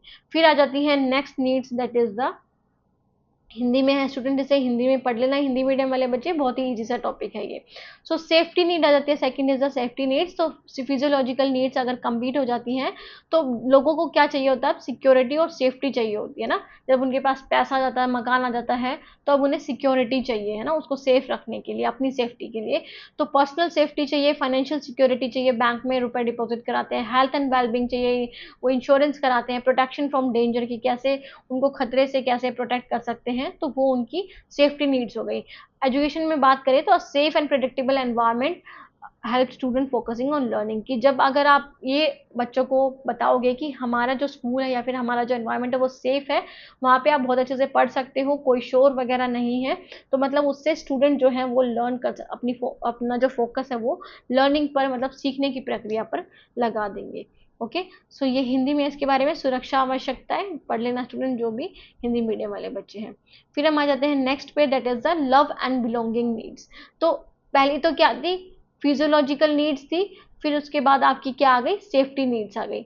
अब हम आ जाते हैं नेक्स्ट पे, that is the love and belonging needs, कि जब आपके पास पैसा भी है, घर भी है, आपके पास सिक्योरिटी भी है, तो अब आपको क्या चाहिए, फ्रेंड्स चाहिए, फैमिली चाहिए, लव चाहिए, ग्रुप एक्सेप्टेंस चाहिए, कि आज सब लोग आपको स्वीकार करें, सब लोग आपके दोस्त बने, सब लोग आपसे पूछें, सेंस ऑफ बिलोंगिंग की, जिससे आप अपनेपन की भावना दिखा सकते हो। सो स्कूल्स की बात करें तो student need positive relationship with peers, कि अब उनको अच्छा स्कूल तो मिल गया, बट अब उन्हें ऐसा रिलेशनशिप भी चाहिए उनके दोस्तों के साथ, कि वो उनके साथ खेल सके, उनके साथ बातें शेयर कर सके, टीचर्स उनको दैट इज ऐसा फील कराएं कि वो भी क्लास में इंक्लूडेड हैं, उनकी भी बात सुनी जा रही है। सो ये उनकी लव एंड बिलोंगिंग नीड्स हो गई। तो ये है प्यार और अपनेपन की जरूरतें, जो हिंदी में है, हिंदी में पढ़ लेना student. Next is a fourth is a esteem needs. तो ये कैसे बढ़ते हुए क्रम में जा रही हैं, तो आपके स्वाभिमान पर स्वाभिमान से ज्यादा नहीं होती है ना, स्वाभिमान जो नीड्स होती है आपकी। Once people feel love they seek self respect, कि जब उन्हें बिलोंगिंगनेस मतलब उनको अपनेपन की भावना आती है, बट उसमें भी वो ये देखते हैं कि कोई उनकी भावनाओं को आघात ना पहुंचा देना। तो सेल्फ रिस्पेक्ट और रिकॉग्निशन की भी उन्हें नीड्स चाहिए। तो कॉन्फिडेंस होना चाहिए, achievement, respect from others, recognition, competency, तो ये सारी चीजें भी जरूरत है। जैसे praise, award, responsibilities in class help student meet these need, कि अगर उन्हें किसी बात के लिए बहुत सराहना मिलती है, या फिर कोई अवार्ड मिलता है, या रिस्पॉन्सिबिलिटीज मिलती है, जिसकी वजह से उनकी एस्टीम नीड्स भी पूरी होती है, जिनकी बच्चों की। हिंदी में है सम्मान की जरूरत, जब लोग प्यार महसूस करते हैं तो वे आत्मसम्मान और मान्यता चाहते हैं। Next is the self actualisation need. तो सेल्फ एक्चुअलाइजेशन नीड क्या है, this is the highest level, या फिर रियलाइजिंग वंस फुल पोटेंशियल, की जब वो बिल्कुल खुद को बहुत अच्छे से समझ ले, उन सारी नीड्स को कंप्लीट करके लास्ट लेवल पर आ जाए, जहाँ पर उनकी हर नीड्स की सेटिस्फेक्शन हो चुकी है, तो वो हाईएस्ट लेवल नीड्स है, जिसमें क्रिएटिविटी आ जाती है, प्रॉब्लम सॉल्विंग आ जाती है, पर्सनल ग्रोथ हो जाता है, परसुइंग पैशंस आ जाता है, becoming what one is capable of becoming, कि जो आप बनना चाहते थे, जो आप बन सकते थे, वो आप बन गए हो। आप अपने पैशंस को परसू कर रहे हो, सिर्फ आप वो मनी वाली जॉब में, या फिर ऐसे नहीं कि आपको सिर्फ पैसा कमाना है, आप अपने पैशन जो भी आपके जुनून था उसको आप परस्यू करें। Okay, so self actualise student is curious, creative and driven by internal goals, की इंटरनल जो आंतरिक जो उसके गोल्स हैं, जो उसके एम्स हैं, ऑब्जेक्टिव्स हैं, उससे वो ज़्यादा इन्फ्लुएंस होता है सेल्फ एक्चुअलाइजेशन नीड्स में। तो ये फिफ्थ नीड थी, जो किसने दी थी, अब्राहम मैस्लो की जो थ्योरी थी, ओके, उसमें। सो उसके बाद हम आ जाते हैं की फीचर्स क्या थे। तो सिक्वेंशियल ऑर्डर है, कि यहाँ पे आपको पहले फर्स्ट नीड कंप्लीट करनी है, फिर ही आप सेकंड पे जाओगे, सेकंड के बाद थर्ड पे, थर्ड के बाद फोर्थ पे, फोर्थ के बाद फिफ्थ पे। तो मूविंग टू हायर वन सही है। डायनामिक प्रोसेस है, क्योंकि चेंज होता रहता है, पीपल जो है अप भी जाते रहते हैं और डाउन भी जाते रहते हैं, डिपेंडिंग ऑन लाइफ सर्कमस्टांसेस, कि कैसे उनकी लाइफ चल रही है, उसकी वजह से वो नीचे भी आ जाते हैं कभी कभार, और कभी ऊपर भी चले जाते हैं, कि उनकी दोस्ती टूट जाती है कभी, या फिर उनको सेफ्टी का डर रहता है, या फिर उनके पास फिजियोलॉजिकल ही नीड नहीं होती, बट कभी ऐसा होता है कि वो सेल्फ एस्टीम तक पहुंचने वाले होते हैं, फिर नीचे गिर जाते हैं। सो ये डायनामिक प्रोसेस है, चेंज होता रहता है। ग्रोथ ओरिएंटेड है, कि आप यहाँ पे क्या देखते हो, ग्रोथ हमेशा देखने की कोशिश करते हो, कि top of the hierarchy reflect person growth not survival, कि वहां पे आप अपने सिर्फ जीने की इच्छा नहीं रखते, बल्कि पर्सनल ग्रोथ रखते हो, कि मेरी हमेशा ग्रोथ होती रहे, मैं हमेशा वृद्धि करता रहूं, बढ़ता रहूं। सो यूनिवर्सल एप्लीकेशन होती है, कि हर जगह पे ये अप्लाई होती है थ्योरी, अक्रॉस ऑल कल्चर, की सभी लोग यही चाहते हैं कि पहले उनकी जो फिजियोलॉजिकल नीड्स है वो कंप्लीट हो, फिर सेफ्टी नीड्स कंप्लीट हो, फिर लव एंड बिलोंगिंग आए, फिर सेल्फ एस्टीम आए, फिर उनकी सेल्फ एक्चुअलाइजेशन नीड्स हो। तो ये यूनिवर्सली अप्लाई होता है हर इंसान पर। सो ये हिंदी में है, मास्लो के सिद्धांत की प्रमुख विशेषता है, हिंदी मीडियम वाले पढ़ लेना।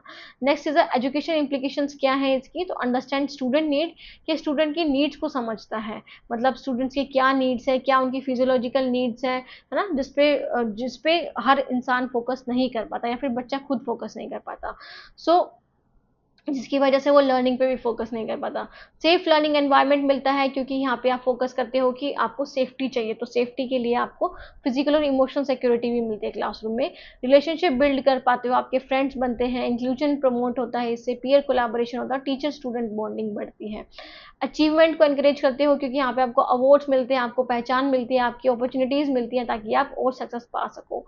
क्रिएटिविटी को ज़्यादा ध्यान में रखा जाता है, और ग्रोथ को, कि आपकी ग्रोथ हो, आप वृद्धि करो, आप क्रिएटिविटी में जाओ, अपना अपने पैशन को फॉलो करो, खुद को जान सको, allow student to explore their interest and talents, कि उनके जो टैलेंट्स है, उनके जो टैलेंट है या उनके इंटरेस्ट है उसको वो परसू कर सकते हैं।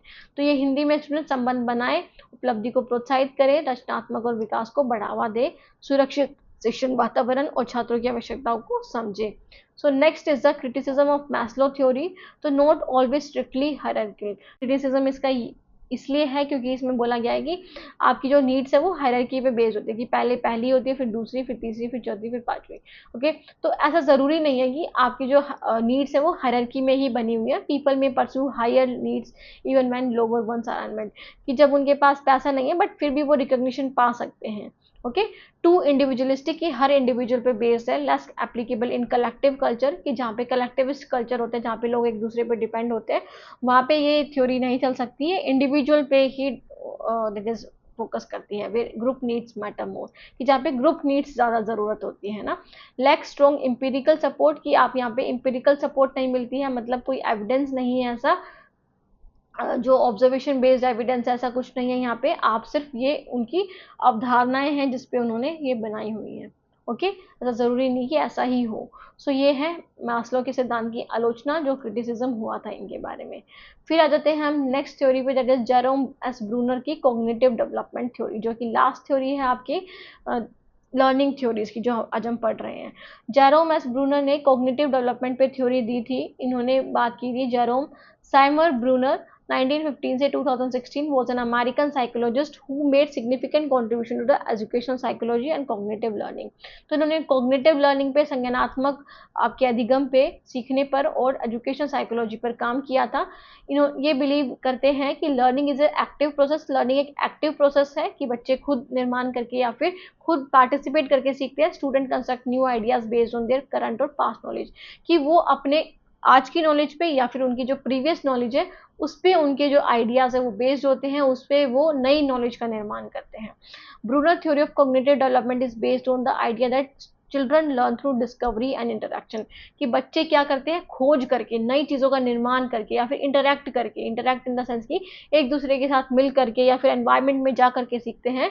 And that learning happens in stages, की लर्निंग जो है स्टेज में होती है, मतलब एक स्टेज में एक लर्निंग, एक तरह की लर्निंग, दूसरे स्टेज में दूसरे तरह की। सो पियाजे ने जो बोला था कि ब्रूनर बिलीव, पियाजे की तरह नहीं है इनकी लर्निंग थ्योरी, ये बिलीव रखते हैं that any subject can be taught to any child at any age, कि किसी भी एज में बच्चे को कोई भी सब्जेक्ट पढ़ा सकते हैं in an intellectually honest way if presented properly, कि अगर आप उसको बहुत अच्छे से प्रेजेंट कर रहे हो तो आप 2 साल के या 4 साल के बच्चों को भी सिखा सकते हो, जो वो 10 साल की उम्र में सीखेंगे, अगर आप उसे अच्छे से प्रेजेंट कर पा रहे हो, तो अच्छे से उसे बता पा रहे हो। तो ये हिंदी में इसके बारे में, जेरोम सिमोर ब्रूनर के बारे में। पियाजे के विपरीत ब्रूनर का मानना था कि किसी भी विषय को, किसी भी बच्चे को किसी भी उम्र में बौद्धिक रूप से ईमानदार तरीके से पढ़ाया जा सकता है, बशर्ते उसे उचित तरीके से प्रस्तुत किया जाए। ओके, अच्छे तरह से प्रस्तुत करोगे तो वो सीख सकते हैं। तो मोड्स ऑफ रिप्रेजेंटेशन इन्होंने दिए थे, स्टेजेस ऑफ कॉग्निटिव डेवलपमेंट, इनके हिसाब से कॉग्निटिव डेवलपमेंट की क्या क्या स्टेजेस थी। तो इन्होंने 3 मोड्स ऑफ रिप्रेजेंटिंग नॉलेज दिए थे, कि 3 तरह से आप नॉलेज को प्रदान कर सकते हो बच्चे को, which describe how learner understand and process information as they grow, कि कैसे वो समझते हैं और कैसे अपनी नॉलेज का निर्माण करते हैं जैसे जैसे वो बड़े होते हैं। तो अगर हम बात करें 0 से 1 साल वो इनएक्टिव मोड में सीखते हैं, 1 से 6 साल में आइकोनिक मोड में, और 7 से और उससे आगे साल में सिंबॉलिक मोड से सीखते हैं। अब ये क्या है, ये डिफरेंट जो मोड हैं, या फिर आप बोल सकते हो थ्योरी ऑफ लर्निंग है, कॉग्निटिव लर्निंग है। तो क्या है ये, तो इनएक्टिव मोड जो कि 0 से 1 साल तक है। So learning through action and physical movement, कि बच्चे खुद पास जा करके या फिर एक्शन करके, खुद करके सीखते हैं इनएक्टिव मूवमेंट में। The child understand the world by doing things, manipulating objects, motor responses, की खुद करके बच्चे सीखते हैं, मैनिपुलेट करते हैं, चेंज करते हैं, चीज़ों को चेंज कर करके सीखते हैं। और मोटर रिस्पॉन्सेज मतलब अपने हाथ का यूज करके, अपने पैरों का यूज करके, अपने अपने मुंह का यूज करके ऐसी चीजें सीखते हैं। जैसे a baby shake a Ratle and learns that it make noise, कि रेटल जो झुंझुना होता है उसको दैट इज शेक करते हैं वो, है ना, और फिर उसके बाद अगर वो ये सीखते हैं कि जब भी वो उसे बजाएंगे तो उससे नॉइज पैदा होगी, आवाज पैदा होगी। आइकोनिक मोड क्या होता है? 1 to 6 year learning through images, visuals and sensory experiences, कि वो अपने सेंसेस के थ्रू सीखते हैं। विजुअल्स मतलब इमेजेस के थ्रू, इमेजेस जो उनको जो सामने दिख रहा है उन चीज़ों के थ्रू सीखते हैं 1 से 6 साल तक के एज में। Child can use mental images to represent object, कि वो अपने दिमाग में भी इमेजेस बना लेते हैं किसी चीज़ की, ताकि वो उस ऑब्जेक्ट को उस तरह से रिप्रेजेंट करें। Okay, recognising the shape of a cat और remembering how a bicycle look, कि वो क्या कर रहे हैं, कैट को देख करके या फिर कैट की एक शेप बना रहे हैं खुद के माइंड में। ओके, और या फिर एक बाइसिकल कैसी दिखती है वो खुद ही याद रख रहे हैं उस चीज को, क्योंकि उन्होंने कभी देखा था तो वो याद रख रहे हैं उस चीज को।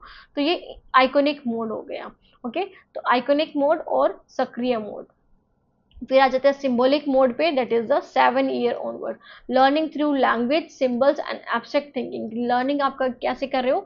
लैंग्वेज के थ्रू, बोल करके, सिंबल्स के थ्रू, या फिर एब्स्ट्रैक्ट थिंकिंग मतलब अब अमूर्त चीजें हैं आपके सामने नहीं है, कॉन्क्रीट वे में नहीं है। Children begin to understand and use language, mathematics and science, कि अब बच्चे जो हैं वो एब्स्ट्रैक्ट कॉन्सेप्ट को यूज करने लगे हैं, मैथमेटिक्स को, साइंस को, या फिर लैंग्वेजेस को यूज कर रहे हैं अपनी नॉलेज का निर्माण करने के लिए। जैसे कि मैथ्स प्रॉब्लम को सॉल्व करें, numbers and symbols reading books, कि नंबर्स को यूज करके वो क्या कर रहे हैं, मैथ्स प्रॉब्लम को सॉल्व कर रहे हैं और बुक्स रीड कर रहे हैं, सिंबल्स को रीड कर पा रहे हैं। जैसे आप देखोगे जो ट्रैफिक रूल्स के जो सिंबल्स होते हैं वो कैसे आपको पता चलते हैं, आप सिंबल्स के अकॉर्डिंग ही पता लगा लेते हो ना, तो वो आप सिंबॉलिक मोड वाले स्टेज में होते हो। ठीक है, उसमें आपको जरूरी नहीं कि वहां पे लिखा ही हो, तो प्रतीकात्मक मोड बोलते हैं 7 वर्ष से आगे तक के पीरियड को। फिर आ जाते हैं स्पाइरल करिकुलम, इन्होंने दिया था। Bruner emphasize that any subject can be taught at any age if taught in a developmentally appropriate way, कि अगर उनको बहुत अच्छे से समझाया गया है उनके डेवलपमेंट के अकॉर्डिंग, तो किसी भी एज में आप बच्चे को सिखा सकते हो कोई भी subject. The spiral curriculum means that key ideas are revisited and build upon over time. Spiral curriculum हमने आपने अगर एमएड में पढ़ा हो स्पाइरल करिकुलम, तो वो क्या होता है, एक स्पाइरल फॉर्म में होता है कि आपको पहले नया कॉन्सेप्ट सिखाया जाता है, फिर जब दूसरी क्लास में आप जाते हो उसको और गहराई से सिखाया जाता है, मतलब उसको रिविजिट करा जाता है, आप उस कॉन्सेप्ट को भी पढ़ते हो साथ में नई चीज़ों को भी पढ़ते हो। फिर आप नेक्स्ट क्लास में जाते हो तो उन दोनों कॉन्सेप्ट के साथ आप नई नए अदर कॉन्सेप्ट को पढ़ते हो, तो आपका जो प्रीवियस ज्ञान है उसको और भी ज़्यादा गहरा कर दिया जाता है। Okay, each time the concept is री इंट्रोड्यूस, कि वो कॉन्सेप्ट बार बार इंट्रोड्यूस होता है, बार बार आपके सामने आता है।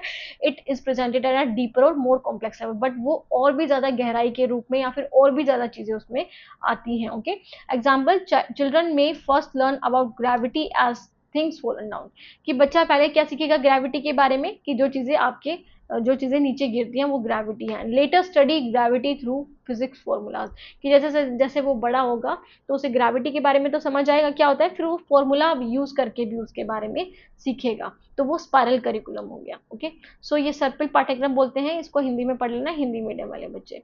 फिर हम आ जाते हैं डिस्कवरी लर्निंग। तो डिस्कवरी लर्निंग में इन्होंने बोला था that learning is most effective when student discover concept on their own through exploration, कि जब खोज करके या फिर प्रॉब्लम सॉल्विंग के थ्रू बच्चे जब अपनी लर्निंग का निर्माण करेंगे या फिर सीखेंगे तो वो बहुत अच्छे से सीख पाएंगे, वो बहुत ज़्यादा इफेक्टिव होगी। तो लर्नर जो है वो एक्टिव पार्टिसिपेंट होते हैं, बच्चे खुद करके सीखते हैं, खुद जा करके सीखते हैं लर्निंग प्रोसेस को। क्यूरियोसिटी बढ़ाता है ये, इंक्वायरी मतलब प्रॉब्लम सॉल्विंग, क्वेश्चन आंसर करते हैं बच्चे, क्रिटिकल थिंकिंग एस्पेक्ट को बढ़ाता है और क्रिएटिविटी भी होती है उनके माइंड में। ओके, तो नई नई चीज़ों के बारे में विचार करता है, नई नई चीज़ों को डिस्कवर करता है। So the teacher's role is to guide, teacher का रोल होता है गाइड करना बच्चों को, कि बच्चे अगर कहीं गलत रास्ते पर जा रहे हैं, गलत कर रहे हैं, तो उनको सही जगह पर पहुंचाना। एंड स्कैफोल्ड, उनकी हेल्प करना, कि जो चीज़ें उन्हें नहीं आती हैं वो चीज़ें उन्हें सिखाना। ठीक है, नो जस्ट डिलीवर फैक्ट, कि वो सिर्फ फैक्ट डिलीवर नहीं करेंगे कि उनको बस वर्ड मीनिंग बता दिया बस काम चल गया, उनको वो गाइड करेंगे कि कैसे उन चीज़ों को वो अच्छे से सीख सकते हैं। ओके, तो ये होती है डिस्कवरी लर्निंग, इसके बारे में हिंदी मीडियम वाले इसको पढ़ लेना।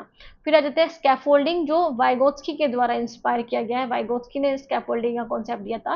Brunner supported the idea of, Bruner ने इस स्कैफोल्डिंग के आइडिया को सपोर्ट किया था, where a teacher or more knowledgeable peer provide temporary support to help the learner progress. जैसे बच्चे साइकिल चलाना सीखते हैं, तो साइकिल चलाने के लिए हमेशा तो थोड़ी आपके पेरेंट्स आपके साथ आपको साइकिल चलाते हैं ना, साइकिल चलाना सिखाते हैं, आप बस थोड़े दिन के लिए उनसे सीखते हो, फिर अपने आप चलाने लगते हो। तो जो थोड़े दिन के लिए सीखते हो, जो आपसे और भी ज़्यादा नॉलेजेबल होता है, वो आपको सिखाता है, तो वो एक टेम्पररी हेल्प होती है, आपकी टेम्पररी सपोर्ट होती है। उसके बाद फिर लर्नर खुद ही अपने नॉलेज का निर्माण करता है। As a learner gain confidence and skill, the support is gradually withdrawn, की उनकी जो सपोर्ट है वो छीन ली जाएगी या फिर ले ली जाएगी, अब वो सपोर्ट नहीं मिलेगी, अब वो खुद से ही लर्न करेगा। This help the learner become independent, जिससे बच्चा इंडिपेंडेंट बनेगा, स्वतंत्र बनेगा और खुद के काम खुद कर सकेगा। ओके, हिंदी में है वाइगोत्स्की के बारे में, वाइगोत्स्की की दैट इज मचान, दैट इज स्कैफोल्डिंग के बारे में, ब्रूनर इस आइडिया से, अगर आप बात करो स्कैफोल्डिंग का कॉन्सेप्ट किसने दिया, तो वो लीव वाइगोत्स्की ने ही दिया था। ओके, सो है एजुकेशनल इम्प्लीकेशंस क्या है ब्रूनर थ्योरी की। सो ये विजुअल एक्टिविटीज और language suited to the child cognitive level, की जो बच्चे का कॉग्निटिव लेवल है, मतलब 0 से 1 साल है तो वो किसके थ्रू समझेगा, या फिर 1 से 6 साल तक है तो किसके थ्रू समझेगा, 6 से आगे तक के साल का है तो किसके थ्रू समझेगा, तो वो कॉग्निटिव लेवल पर डिपेंड करता है बच्चे के। Okay, design a spiral curriculum, इन्होंने स्पाइरल करिकुलम के बारे में बोला था कि introduce ideas early and build complexity later, कि पहले आप शॉर्ट में बताओ, नॉर्मल बताओ, फिर उसके बाद उसकी कॉम्प्लेक्सिटी बढ़ाते जाओ time by time. Encourage inquiry based learning, कि आप प्रॉब्लम सॉल्विंग स्किल्स को यूज करो, या फिर आप बोल सकते हो क्वेश्चन आंसर मेथड्स को यूज करो, जिससे बच्चे एक्सप्लोर कर पाए और इंक्वायरी बेस्ड लर्निंग हो सके। रियल वर्ल्ड एग्जाम्पल्स को लो आप क्लास में, और हैंड्स ऑन एक्सपीरियंस, मतलब लर्निंग बाय डूइंग करके सिखाओ, और ओपन एंडेड क्वेश्चन, जिसमें बच्चे अपने विचार भी व्यक्त कर सके, डिस्कशंस कराओ, डिबेट कराओ। स्कैफोल्डिंग प्रोवाइड करो ताकि आप सपोर्ट कर सको लर्निंग को, जब तक कि वो इंडिपेंडेंट नहीं बन जाते, तब तक कि वो उस पर मास्टरी नहीं ले लेते हैं ना, मतलब उस पर वो आप बोल सकते हो कि उस पर वो सफल नहीं हो जाते जब तक, है ना, या फिर आप बोल सकते हो निपुणता प्राप्त होने तक सीखने में सहायता हेतु ढांचा उपलब्ध कराएं। ठीक है, तो स्टूडेंट ये थी कुछ थ्योरीज जो हमने पढ़ी लर्निंग की, यहाँ पे कंप्लीट होती है आपकी लर्निंग की थ्योरीज, जो भी आपके एग्जाम पॉइंट ऑफ व्यू से काफ़ी ज़्यादा इंपॉर्टेंट मानी जाती हैं, तो ये इंपॉर्टेंट मार्क कर लीजिएगा इन थ्योरीज को।